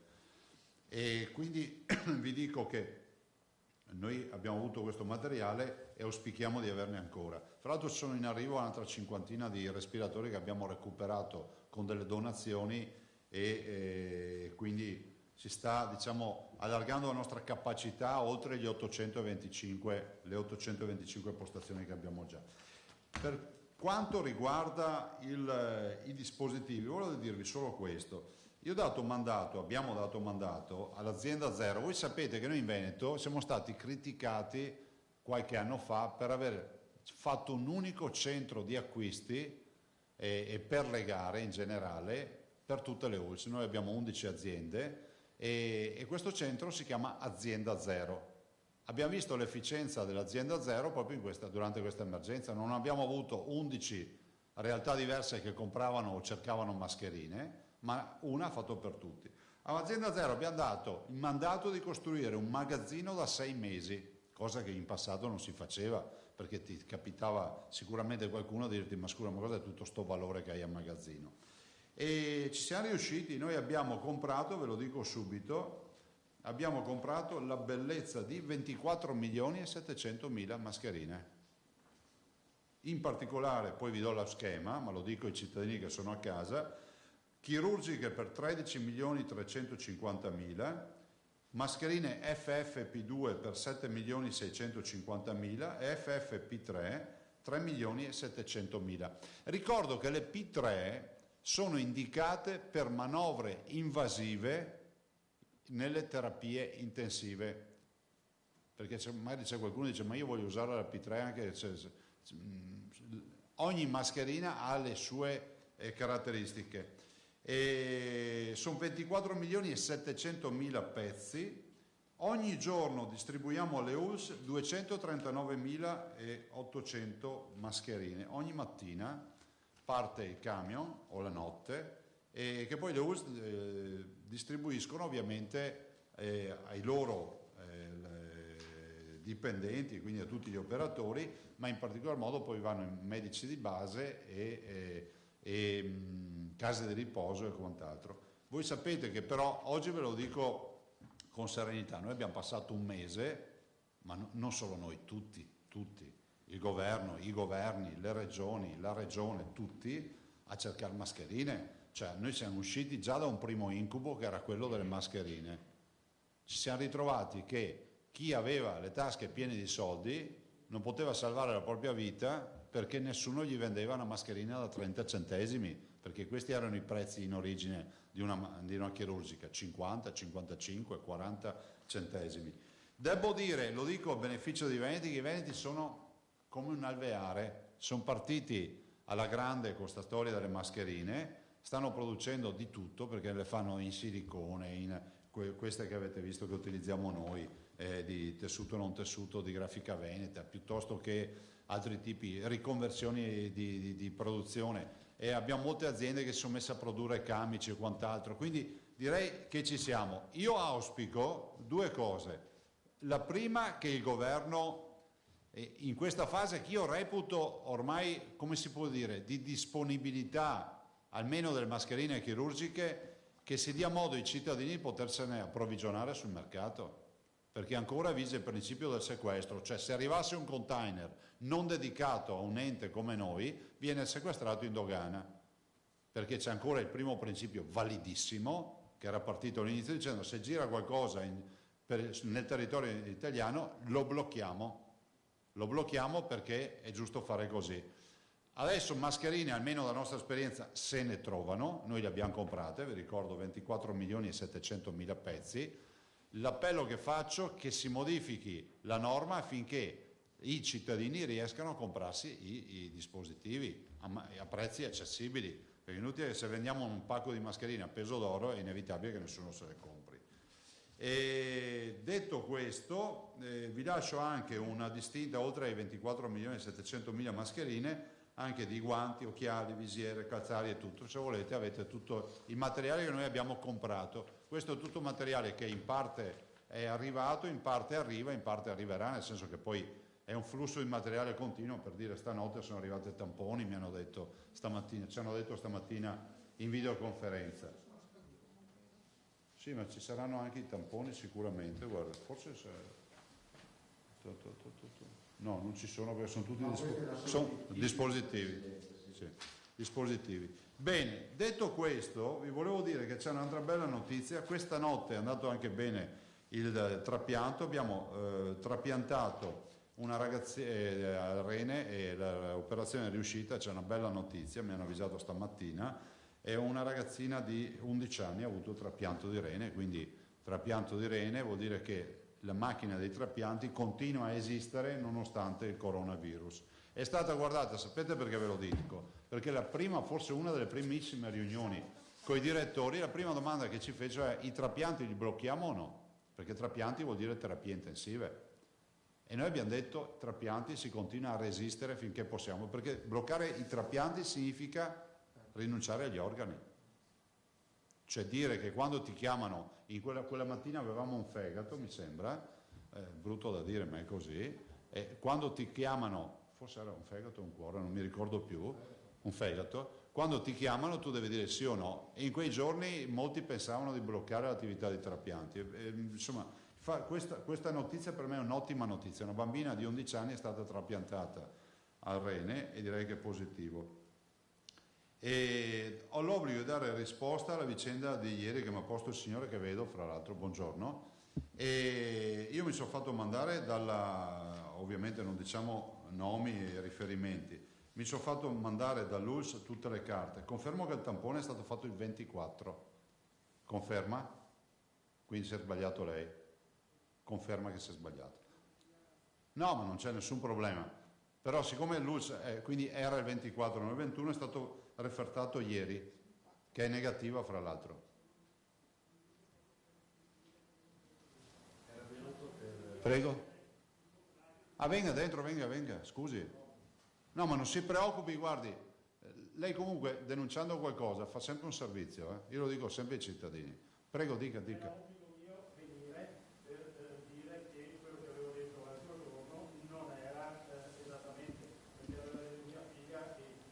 No, ma non si preoccupi, ci siamo capiti. Il tema dei 24 giorni mi ha inquietato, no? Cioè, 24 giorni il tampone mi ha inquietato. No, non interrompe nessuno, guardi, si accomodi invece, si metta da qualche parte, no? Si accomodi.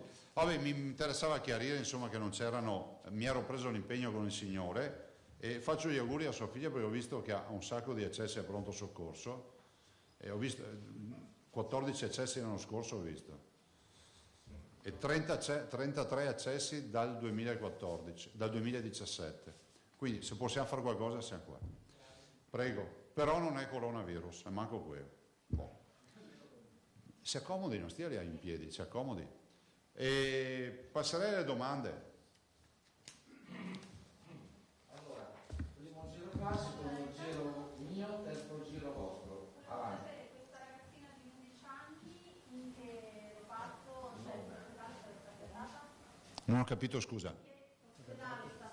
Ah, Padova, azienda ospedaliera. Poi ovviamente non diamo altri estremi, potrei aggiungerci anche qualcosa di più. Peraltro è una ragazzina, mi si dice, moldava, residente in Veneto, però ci fermiamo qui come per la figlia del signore, nomi non se ne danno, appunto. Anche perché abbiamo parlato di patologie e di trapianto, quindi ci fermiamo qui. Quindi può essere chiunque poi, no? E facciamo gli auguri anche a questa ragazzina che sicuramente sarà andato bene il trapianto anche per il futuro. Il segretario della Lega Salvini dice a Pasqua potremmo fare le celebrazioni nelle chiese. Qual è la sua posizione? Cioè tu sei partito da casa per chiedermi questo? No, guardate, cioè adesso al di là di tutto, cioè non intervengo su queste partite, cioè ho visto ed è giusto rispettare l'idea e so che molti cattolici chiedono la riapertura o la possibilità di celebrare la Pasqua, che per chi crede è assolutamente uno degli elementi fondanti della religiosità, di una confessione religiosa. La Pasqua e il Natale sono i due elementi, non è irrilevante questa partita, però oggettivamente vi ricordo che noi avevamo proposto col Patriarca ancora all'inizio la possibilità di avere il droplet esagerato, non so, i 2 metri con i segnaposti nei banchi, tutte queste robe. Però devo dirvi che allora ci fu l'Istituto Superiore della Sanità che disse assolutamente no, perché, tanto è vero che poi da allora il Patriarca fa la messa in TV tutte le domeniche, in diretta, e peraltro penso che abbia anche avuto un grande riscontro di ascoltatori, perché dissero, mi ricordo in videoconferenza, forse fu Brusaferro o qualcuno che disse questo, non me lo ricordo più, disse che nella letteratura ci sono stati casi di grandi contagi nelle celebrazioni religiose, ma poi mi fermo qui, punto. Altro?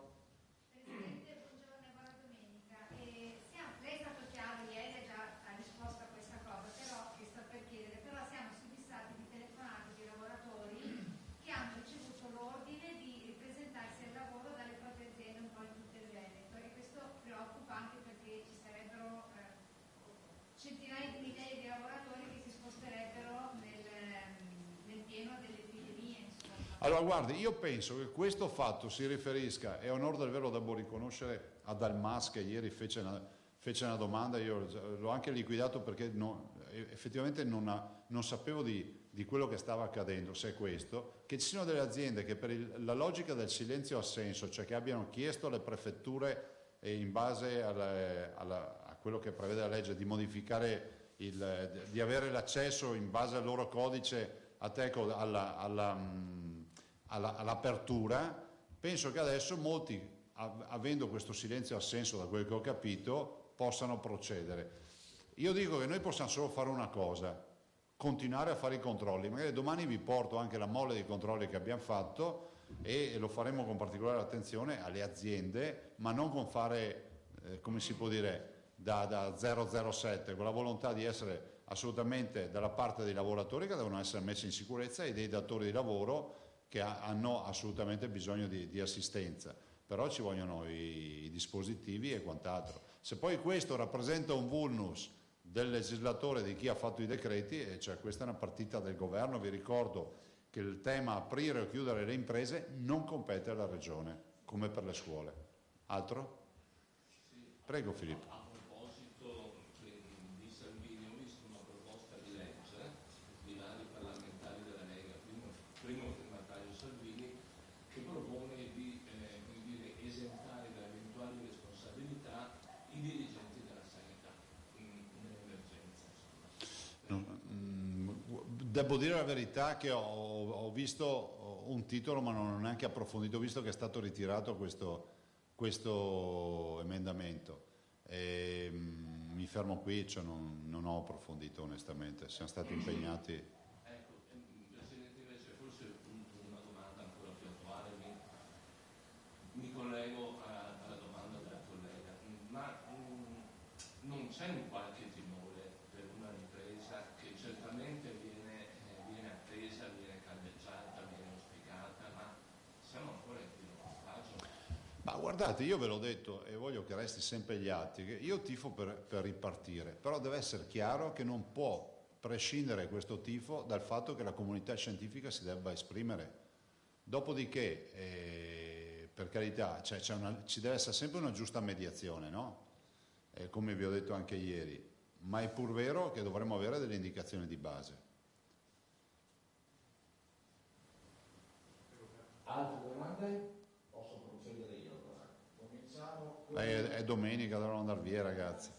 Cominciamo con Galvan dell'ANSA che chiede, un secondo solo, perdonatemi, doveva essere la settimana cruciale, i dati non sembrerebbero incontrovertibili, si dovrà attendere ancora i dati dei contagi? Ma guardate, intanto vi ho detto che questa settimana avrebbe dato la direzione e una direzione la sta dando.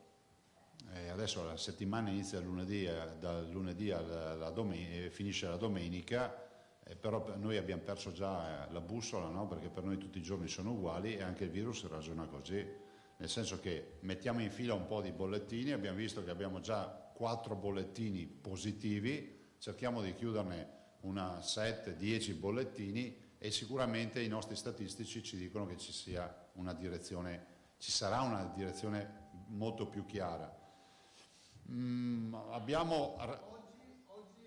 po' diverso rispetto a ieri. Ma oggi abbiamo 3 in terapia intensiva in più, potrei anche giustificare. No, statisticamente non ha nessuna rilevanza, peraltro anche, come si può dire, specificatamente ce l'ha ancora di meno perché sappiamo la storia di questi posti. Fra l'altro stiamo accogliendo dei pazienti della Lombardia, 12 ne abbiamo già, 6 Covid e 6 non. Per cui se si libera qualcosa siamo pronti subito a un'attività solidale nei confronti della Lombardia, ma non perché è Lombardia, perché è la più vicina ed è giusto essere oltretutto vicini alla Lombardia perché vive questa tragedia su Bergamo e Brescia che insomma è importante.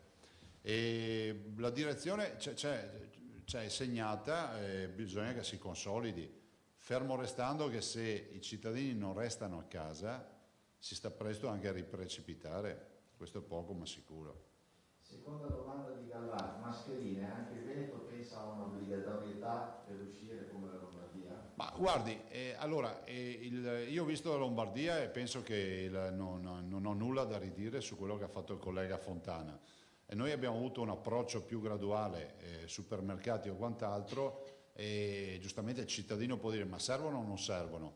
Noi ci siamo fermati al tema dei luoghi pubblici dove si va a fare la spesa, pensando che in questa fase c'è anche la difficoltà del reperimento della mascherina. Già vedo le polemiche, dice ma Zai ha scritto comunque coprirsi naso e bocca con la sciarpa, ma la sciarpa ho caldo. Guardate, se volete buttarvi sul fuoco, buttatevi sul fuoco, nel senso che dico, dall'altra parte c'è il virus che è peggio del fuoco. Cioè, o vuoi tutelarti oppure no, non è che stiamo a discutere, a fare i legulei e discutere delle ordinanze. Vi dico che l'indicazione in generale è cercare di proteggersi, punto. E quindi il tema la Lombardia che ha un contagio molto più importante del nostro, ha fatto sicuramente delle scelte dettate anche da questo aspetto. Gatto Sky TG24 con il tema degli anziani non autosufficienti in casa e senza badanti. Si segnala l'impossibilità di portarli a fare la spesa con sé perché i supermercati consentono l'accesso a 2 sole persone per nucleo familiare pur presentando l'autocertificazione. Potrebbero essere considerati o non dovrebbero essere considerati Guardi, come i bambini? posso rassicurarlo perché abbiamo già in lavorazione, la firmo dopo quando torno su, una circolare che dice proprio questo, cioè la mamma che ha il bimbo che deve accudire, che deve andare a fare la spesa, non può lasciare a casa il bimbo da solo, se lo porterà a fare la spesa. Mi sembra buon senso questo, ma mi sembra buon senso, non lo dico a Gatto, lo dico in generale, vabbè, siamo in Italia, facciamo una circolare anche per sta roba, ma anche per chi controlla mi sembra buon senso. Se ti arriva una persona che si porta appresso un genitore non autosufficiente, che vedi, che capisci che non è uno che gira per il supermercato a fare la spesa assieme al figlio, cioè devi capire che, insomma, come si dice, i giuristi dicono che la norma va sempre applicata in maniera estensiva, vuol dire che ogni tanto bisogna fermarsi anche a ragionare, perché anche noi cittadini ormai abbiamo il baco sempre di andare a vedere bene. Io lo dico sempre, se dici a 3 veneti di organizzarsi un po' perché si trovano a giocare a carte e gli dici organizzatevi, li trovi dal notaio dopo qualche giorno. E noi siamo fatti così. C'è un po' di buonsenso. Gatto ha ragione e posso rassicurarlo per questa segnalazione che è già pronta la circolare. Ma io penso che sia una sconfitta fare una circolare. Perché se un figlio arriva con il genitore non autosufficiente e ti dice devo portarlo dentro con me perché sennò non riesce a stare da solo, capirai che non se l'è portato apposta, no? La collega Vantana del Gazzettino cita un virgolettato del sottosegretario all'interno Variati. 2 punti. Per settimane gli appelli dei rappresentanti del mondo delle RSA, così come le denunce dei sindacati, sono stati inascoltati e questo non lo possiamo accettare. Che gli interventi siano stati tardivi e che anche nel nostro Veneto si stia verificando una vera e propria ecatombe, immagino, di anziani. Cosa risponde?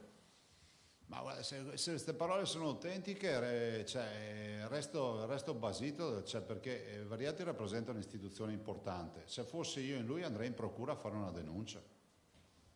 Io farei così. Io mi sono sempre comportato così, perché uno degli esponenti del governo, che è sottosegretario agli interni, dice che sono stati inascoltati gli appelli, eccetera, io andrei subito a denunciare la Regione. E la Regione poi andrà a difendersi e portare le carte. Cioè, noi istituzioni abbiamo un obbligo, le cose non dobbiamo dirle, dobbiamo farle. E le procure hanno un sacco di carte mie, di cose che ho fatto e non ho detto in tutti questi anni. E un sottosegretario agli interni, non voglio far polemica, ma non può dire le cose e non farle. Domanda di Cristina Giacomuzzo, Giovanni di Vicenza. E peraltro voglio anche aggiungere un'altra cosa.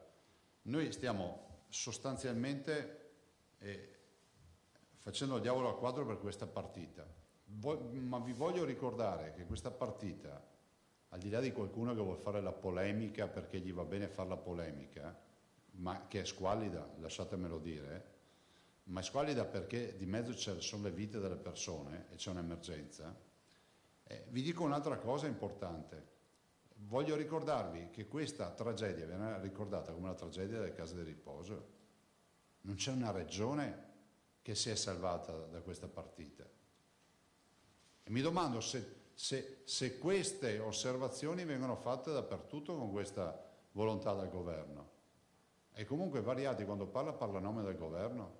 Inutile che facciamo le videoconferenze col governo e stiamo lì a vincere questa sfida delle case di riposo e poi c'è qualcuno che va a dire il contrario quando è fuori. E aggiungo anche che la partita delle case di riposo è impressionante. Perché abbiamo delle case di riposo, ad esempio, che magari sono esenti o hanno pochissimo coronavirus. Ce ne sono alcune che sono piene di coronavirus. Anche questo è un tema. Anche questo è un tema. Allora, io dico, noi dobbiamo essere a fianco alle famiglie, a fianco alle gestioni delle case di riposo, cioè a fianco ai lavoratori, a tutti quelli che, insomma, combattono questa sfida. Però vorrei anche ricordare che il candidato ideale del virus, è inutile che facciamo finta di non saperlo, è un anziano, cronico, pluripatologico, che magari ha un'insufficienza cardiaca, che magari ha un'insufficienza polmonare, magari è un cardiopatico. E dove lo trova? In casa di riposo trova un substrato da paura. Case di riposo pagano lo scotto di non aver avuto i dispositivi, quando dispositivi non ce n'erano. Di chi è la colpa? Se qualcuno dice che è nostra, andremo al Vedo e vediamo che dispositivi, noi non avevamo i magazzini pieni. I dispositivi per le case di riposo significa 30.000 ospiti in Veneto, non stiamo parlando di poca roba. E 25.000 lavoratori, giustamente. A me sembra che tutti i giorni l'assessore al sociale Lanzarin faccia il punto della situazione sulle case di riposo. Non ci siamo distratti. L'età media dei veneti morti, dei 600 morti ormai in Veneto, è 82 anni. Quindi il virus se li va a cercare a casa o nelle case di riposo. Questo è quello che è accaduto. Quindi veramente fa star male vedere un'istituzione che fa un'uscita del genere. Perché se non sanno come andare sui giornali, basta che vadano a fare volontariato. Li fotografano tutti e li mandano tutti in prima pagina. E la Cristina Giacomuzzo, giornale di Vicenza, se non altro da aggiungere. Cosa prevede il modello statistico sui contagi la prossima settimana? Sarà ancora cruciale, mi pare che avesse già detto. Ah sì, guardate, noi dobbiamo vedere la tendenza che c'è, una tendenza fondamentale per capire la direzione. Però capite, noi abbiamo poi questo benchmark che è il 13 di aprile. Dovremmo capire se il governo intende costruire un provvedimento di riapertura, di mezza riapertura, sperimentale, di non riapertura, non ve lo so dire, ma io spero che non lo si discuta come al solito il 13 di aprile, cioè l'ultimo giorno, perché allora diventa anche difficile dare un contributo. E vi ricordo, lo dico sempre alla luce di quello che ha detto Variati, che le regioni hanno votato tutti i provvedimenti del governo, tutti, che li abbiano visti prima o che non li abbiano visti, cioè tutti non visti prima. Questo vuol dire lavorare in squadra. Ultima domanda, Domenico Basso, lei ha già qualche report sui mercati rimasti aperti ma con entrate e uscite? No, non ne ho, so che i sindaci si sono attivati, si stanno attivando, ci sono dei sindaci che erano chiusi anche prima, non so, Verona ve l'ho citato, li ha chiusi tutti, perché i sindaci possono fare ordinanze ancora più restrittive. Penso insomma che le norme che abbiamo previsto per i mercati siano assolutamente affrontabili e ci diano una buona garanzia anche per i cittadini e per i lavoratori che sono presenti. Io ho terminato, colleghi. Sì, una domanda. Prego. Sulla tua ordinanza bis, insomma quella che è entrata in vigore ieri. Naturalmente è difficile fare previsioni, ma alla luce di questa tendenza, alla luce della curva, di quello che suggerisce il modello e di quello che ci dicono i report, ti immagini che questa ordinanza cesserà definitivamente il 13?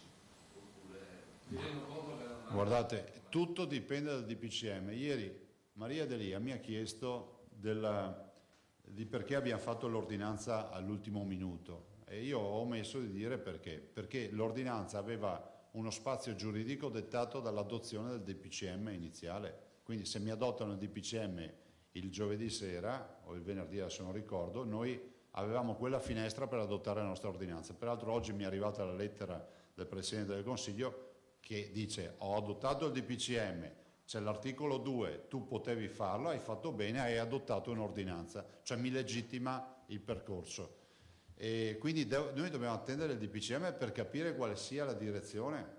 Da quello noi possiamo applicare restrizioni, non allargamenti.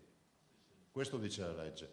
Quindi se il DPCM dice si apre tutta Italia, io potrei dire beh no, il caso in sotto casa mia no, perché sono sicuro che ha problemi.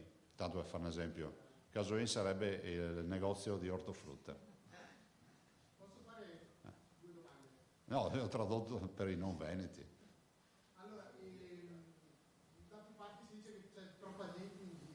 so che voi utilizzate i report dei telefoni. Sì. È preoccupante di questo fatto? Sì, molto. Questa è la prima. La seconda, il governo ha istituito una task force sulle fake news.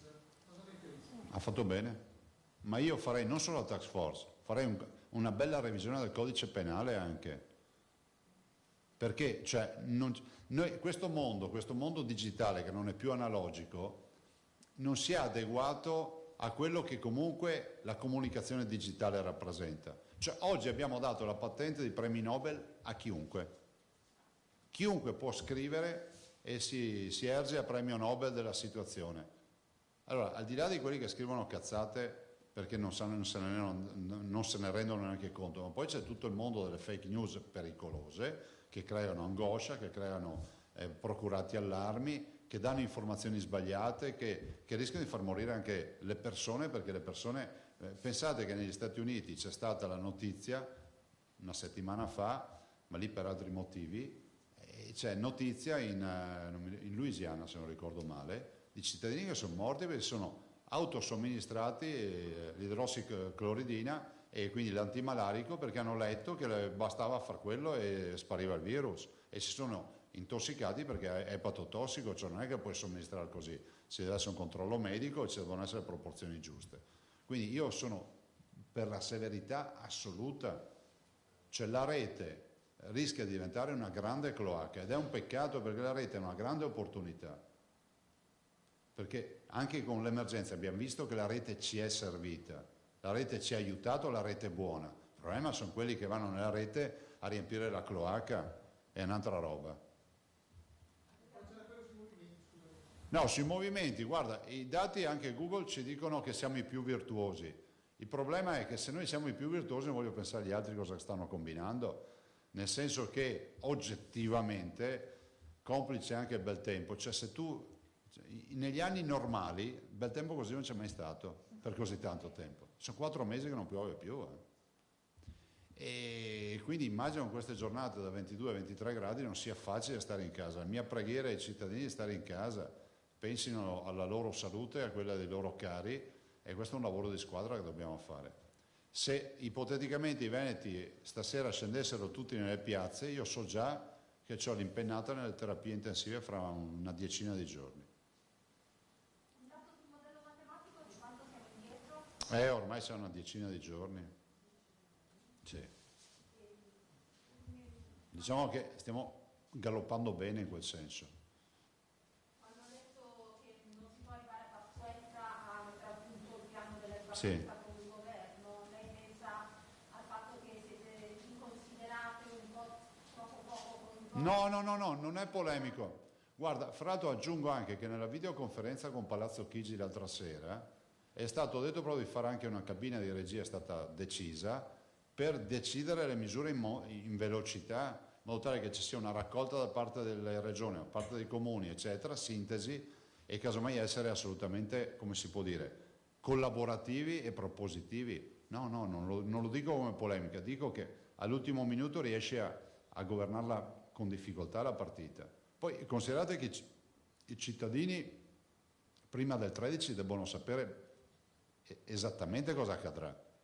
Io spero lo sappiano per tempo.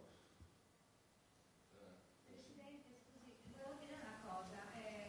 Da quando Ilaria Capua ha parlato di contagi ai gatti, dei casi nel mondo, si rischia di scatenare il panico. Volevo chiedere se lei ha qualche indicazione dalla nostra comunità scientifica in tal senso. Sì, di non abbandonare gli animali, che è una vergogna. C'è una vergogna che ci sia qualcuno, perché sente queste notizie, che comincia a pensare, o peggio ancora lo fa, abbandona il cane in strada, e se ne trovano ultimamente. Forse rischiano più gli animali stando vicino con una persona positiva, se abbiamo indicazioni dalla comunità scientifica in tal senso. Cioè, guarda, io intanto non so. Allora, il tema è che questo è un virus che viene dall'animale, per l'ospite primario il pipistrello e poi il pangolino, come sapete. E quindi non so se poi c'è sto effetto zoonosi che passa dall'animale all'uomo, dall'uomo lo restituisce all'animale, non lo so, nel senso che io penso che non ci sia da creare un ulteriore fronte di allarmismo. Affronteremo anche questo tema, abbiamo i servizi veterinari, ma attenzione che stiamo parlando di, come si può dire, in questo momento stiamo parlando veramente di un ragionamento di fino dal punto di vista scientifico. No, non ho detto questo. Non ho detto questo. Peraltro non ho ben capito, per le mie reminiscenze di patologia, non ho ben capito se l'animale che si ammala di Covid ha lo stesso virus dell'uomo o se è un virus diverso che non può più trasmettere all'uomo, perché allora saremo davanti a un animale ammalato di coronavirus ma non diventa zoonosi nel trasmettere all'uomo. La zoonosi è la trasmissione della malattia dall'animale all'uomo. Quindi ho letto anch'io queste agenzie, ma non so, però con i servizi veterinari siamo sempre ovviamente in allerta a vedere tutte le circolari, ma al momento non c'è. Presidente, ti sentiresti di affermare che il picco è passato? No, decisamente no, perché noi abbiamo passato un picco sicuramente, però non vi so dire se ne avremo un altro. E questo dipende tanto dai veneti. Se vogliamo uscire di casa dobbiamo stare in casa. Ecco, questo potrebbe essere lo slogan. Basta ragazzi?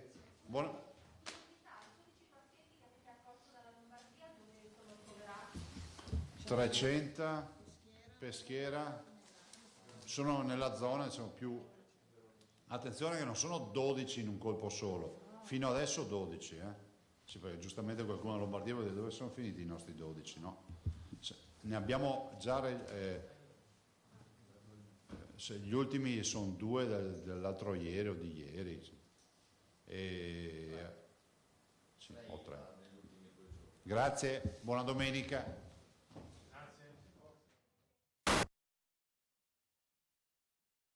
Abbiamo visto il governatore Zaia nella consueta conferenza stampa assieme agli assessori Lanzarin e Bottaccin.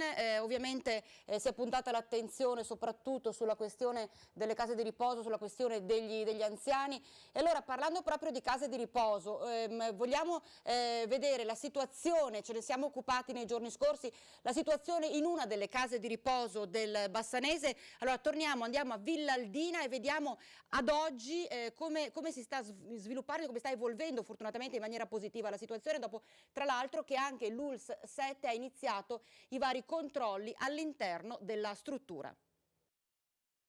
Situazione clinica all'interno della casa di riposo di Rossano Veneto nettamente migliorata rispetto a quanto documentato in un nostro servizio di qualche giorno fa. Iniziano ad avere effetti positivi tutte quelle azioni di contenimento e gestione del contagio, come ci conferma il direttore della casa di riposo Stefano Garbin. Partivamo da una diffusa e generalizzata situazione di febbre, ricordo 40 anni su 65 per 38-39 di febbre per 2 settimane, ora i casi sono 3-4, sono comunque sotto controllo, stiamo gestendo bene i 2 casi, risultati positivi ai 2 tamponi fatti.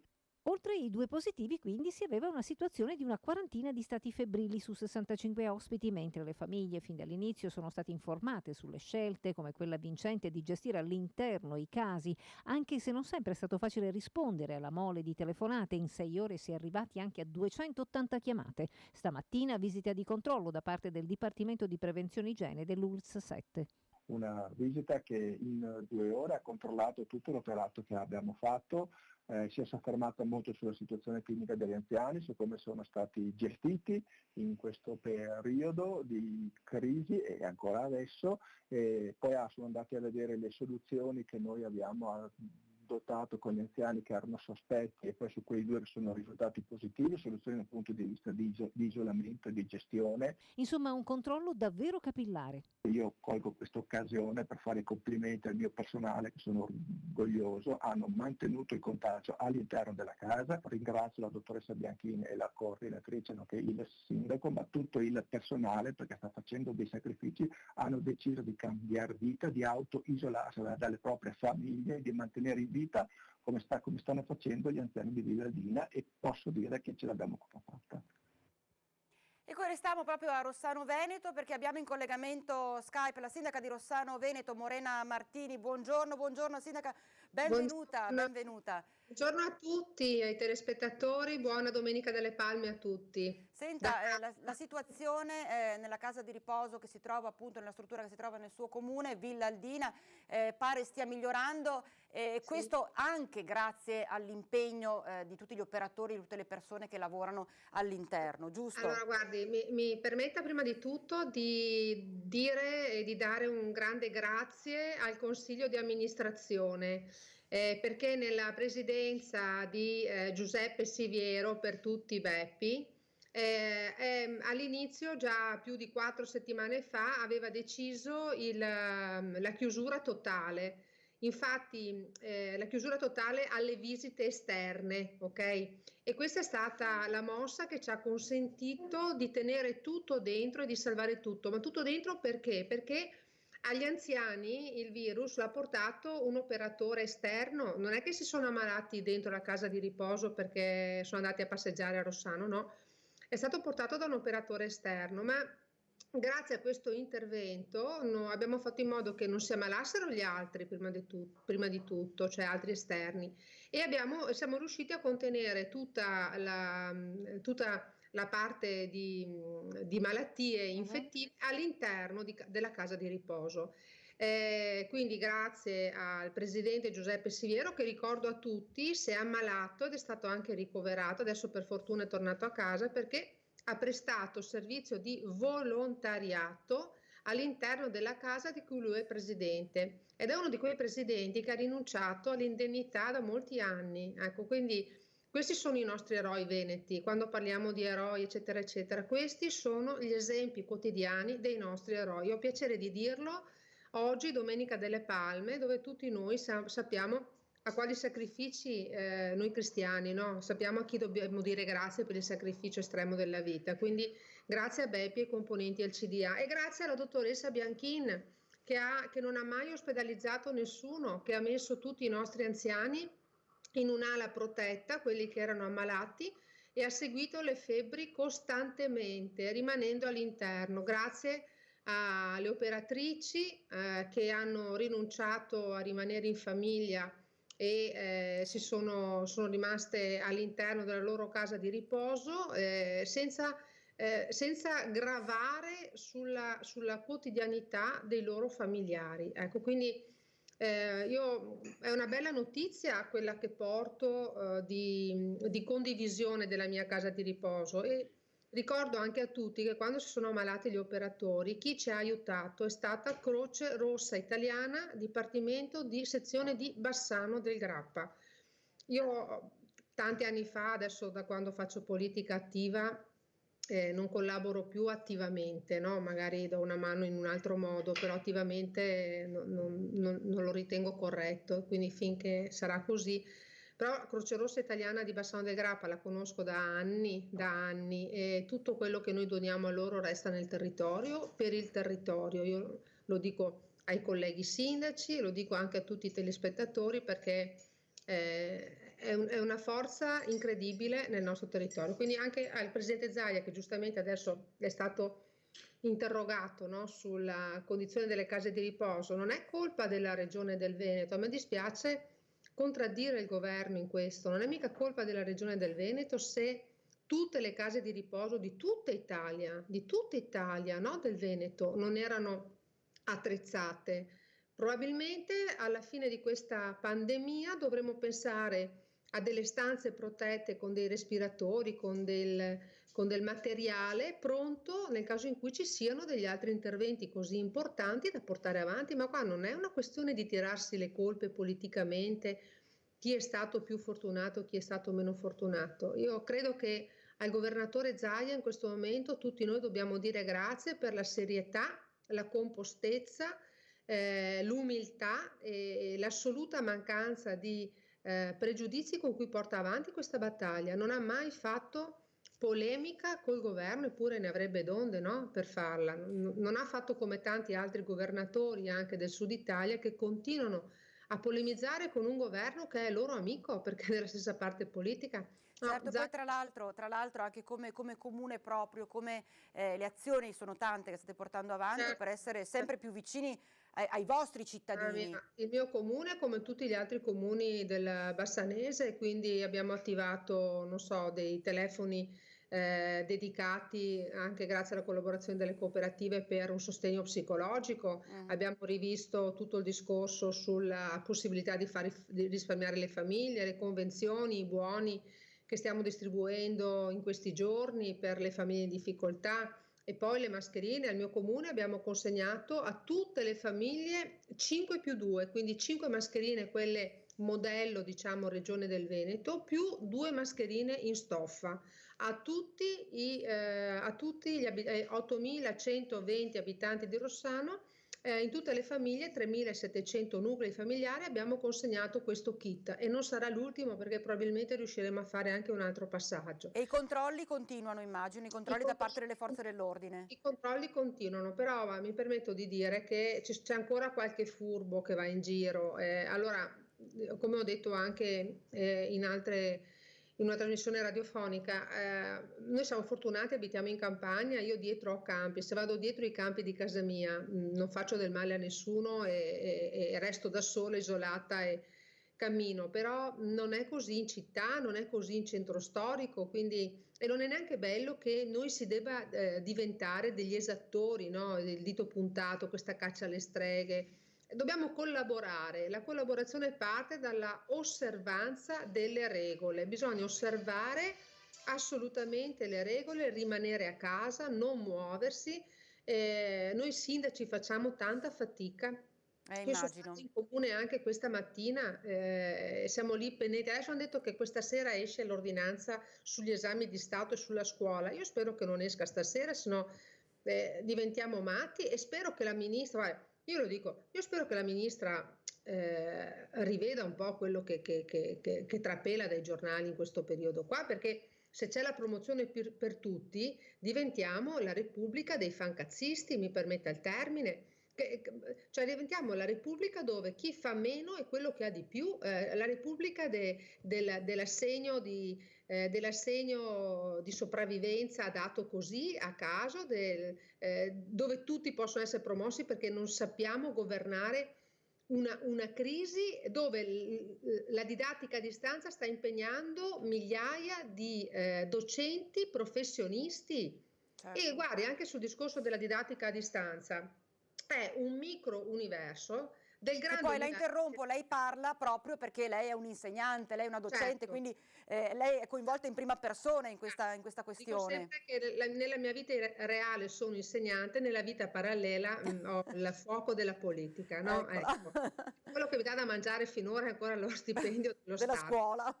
Ecco, e allora giusto perché io sono donna di scuola, sono donna di Stato, sono donna che rispetta le regole, io credo che sia un insulto al nostro Stato venire meno ai nostri doveri. Quindi gli insegnanti che non fanno didattica e stanno facendo così vacanza, guardate che sono la miserrima parte rispetto alla stragrande maggioranza di chi la didattica la sta facendo, così come nella scuola normale. Ai genitori chiedo, siete contenti di tutti gli insegnanti che hanno i vostri figli? Magari non di tutti, c'è chi ha 5 voti alla fine del secondo quadrimestre, c'è chi sulla stessa materia ne ha solo uno, c'è chi consegna i compiti dopo una settimana corretti, c'è chi magari ci impiega un pochino di più. È lo stesso macrocosmo che diventa mini all'interno di una didattica dove noi stiamo dando veramente delle lezioni di vita. Ma anche i ragazzi verso di noi, perché io ho delle classi dove sono puntuali, si collegano, magari qualche problema per carità,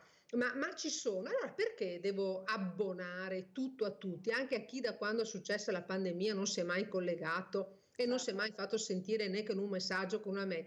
Cioè, ci lamentiamo dell'Europa, ragazzi, ci stiamo lamentando del comportamento dell'Europa, ma se io fossi dall'altra parte, che cosa penserei di uno Stato che decide di promuovere tutti a prescindere perché non sa dare delle regole, non sa dare delle regole da seguire, di uno Stato che dà il reddito della cittadinanza a cani e porci senza decidere chi lo merita e chi non lo merita, di uno Stato che decide di dare i 600 euro di bonus anche a chi lavora in nero. cioè a chi finora non ha mai contribuito al welfare e a pagare le tasse per permettere a questa sanità, a questa scuola di andare avanti, loro sono premiati rispetto a chi magari ha un'attività e perché è un po' in difficoltà e non ha pagato una rata del mutuo, questi 600 euro non li può avere. Come può l'Europa fidarsi di noi? Quindi prima di offendere e di insultare l'Europa, che a prescindere non si sta comportando bene, chiediamoci cosa fa lo Stato italiano per essere credibile. Se ci aggiungiamo che promuoviamo tutti e facciamo in modo che i fancazzisti siano più meritevoli delle persone che si impegnano, e allora la frittata è fatta, siamo la Repubblica delle banane. Vedremo poi come andrà a finire davvero. Intanto ringrazio davvero Morena Martini per il suo intervento, sindaca di Rossano Veneto. Allora, approfitto per ringraziare voi e per dirvi che se il sindaco Martini riesce a mantenersi un pochino in forma è grazie alle lezioni e ai video che mandate alla mattina o alla sera di Pilates e di ginnastica dolce che sto facendo, li sto Brava! Quindi insomma, servono anche ai sindaci e ai primi cittadini, insomma, queste lezioni di ginnastica dolce. Per il lavoro che fate. Grazie infinite. Grazie a Morena Martini davvero da Rossano Veneto con il suo intervento. Abbiamo sentito molta carne al fuoco, certo è che questa emergenza coronavirus non sta risparmiando nessuna zona del nostro Veneto, compreso il Bellunese, compresa la splendida Cortina. È di 67 il numero complessivo dei casi di positività al Covid-19 nel territorio di Cortina d'Ampezzo, un'impennata che sta rendendo critico il quadro in proporzione al numero dei residenti. Ieri il sindaco Gianpietro Ghedina è stato ospite in collegamento Skype con la nostra redazione centrale per fare il punto della situazione. La situazione è critica nel senso che abbiamo diverse persone positive e percentualmente rispetto alla popolazione residente è sicuramente molto alta, perché ci sono oltre 60 persone. Faccio presente che però fino all'8 di marzo purtroppo l'attività turistica della nostra località era in pieno fermento. 35-40.000 persone sul territorio, la cui presenza oggi presenta un conto pesante alla Regina, condizionato dal forte afflusso turistico delle settimane passate, soprattutto del weekend dell'8 marzo. In realtà ovviamente Cortina, come altre località turistiche invernali, in particolar modo ovviamente quelle vicine a noi, la Val Badia piuttosto che la Val Gardena, quindi con grosse affluenze turistiche a fine febbraio e la prima settimana di marzo, ovviamente pagano il costo più alto. Ovviamente c'era la percezione delle problematiche erano molto, molto minori. Ora, ha spiegato il primo cittadino, la situazione è sotto controllo, anche se il contagio è riferibile proprio alla settimana di marzo, quando ancora gli impianti di risalita del comprensorio erano aperti e la cui regolamentazione dipende da normative regionali e nazionali. Adesso è massima l'attenzione per i prossimi weekend. La Prefettura ha coordinato i tavoli per un piano di controlli serrati. Su questo weekend e sul prossimo ci sarà una forte intensificazione non solamente con i blocchi sulla strada, ma anche con un controllo di elicotteri e di droni e addirittura di controllo targhe. Quindi ci sarà veramente una task force al lavoro per H24 per far sì appunto che a nessuno passi per la mente, insomma, di non rispettare la legge, di poter appunto in qualche modo pensare di venire nella nostra località. Tra i tanti problemi effetti collaterali legati a questa emergenza coronavirus, ci sono anche tutte le questioni che interessano le famiglie, coniugi separati in casa, l'affidamento dei figli e quant'altro, i mutui che non si riescono a condividere, a pagarli. Ora sentiamo. Guerre oramai tra ex coniugi, dispetti sulla gestione dei figli, mancata corresponsione di assegni di mantenimento. Accade anche questo ai tempi di segregazione da coronavirus. Se la convivenza forzata mette a dura prova i rapporti nelle famiglie, sicuramente accentua e non poco la frattura tra ex, soprattutto se di mezzo ci sono i figli. È un dramma veramente nel dramma, nel senso che le prime cose che stanno cominciando a venir meno sono gli assegni di mantenimento. Il genitore obbligato approfitta del fatto che in questo momento qua non lavora e non versa l'assegno di mantenimento, e questo è un problema per il genitore collocatario, perché i figli se li deve tenere giustamente e anche gli deve dare da mangiare, e i figli, mi dicono i clienti, in questo periodo qua mangiano moltissimo, nel senso che sono sempre davanti al frigo e la spesa è un po' più importante rispetto a quando i ragazzi vanno a scuola. Sono in genere le mamme a dover sborsare di più, ricevendo meno dall'ex marito, che in molti casi invece si trova sotto scacco per la gestione dei figli nei giorni di competenza. Ecco alcuni passi dei tanti messaggini che l'avvocato divorzista riceve ogni giorno da oltre un mese. Senza nonni e babysitter, ma magari con il lavoro che per fortuna invece continua, i papà non sanno cosa fare con i bambini che l'ex moglie impone venga a prenderli con la minaccia di riportarlo davanti al giudice. Ma i casi di guerra dei roses in chiave trevigiana non finiscono qui. L'altro problema è che purtroppo stanno iniziando anche a non pagare i mutui. Allora la quota di mutuo che entrambi gli ex coniugi dovrebbero pagare, magari uno dei due non la paga e non firma o non dà la disponibilità nel controfirmare anche il modulo della sospensione, se vuoi anche per qualche ricatto o perché si vuole fare un dispetto. Ecco, questo non va fatto e accordatevi subito con le banche. E per chi aveva magari con difficoltà raggiunto un accordo di separazione, ora teme che salti tutto con lo slittamento delle udienze. Chiedono come si può accelerare l'udienza di separazione, purtroppo è impossibile, quindi questa continua convivenza in una coppia già scoppiata diventa molto più complicata rispetto ai tempi passati. Allora, avere un atteggiamento civile, cercare di sopportarsi anche se ormai la coppia è finita. Chi è che ci sta rimettendo di più nelle coppie che sono scoppiate? Il genitore che vive con i figli, che molto spesso è la donna. Quindi una situazione non certo semplice, non è semplice in situazioni normali, in momenti normali, figuriamoci in questo periodo di totale emergenza in cui appunto ci sono queste restrizioni, questo obbligo di restare in casa.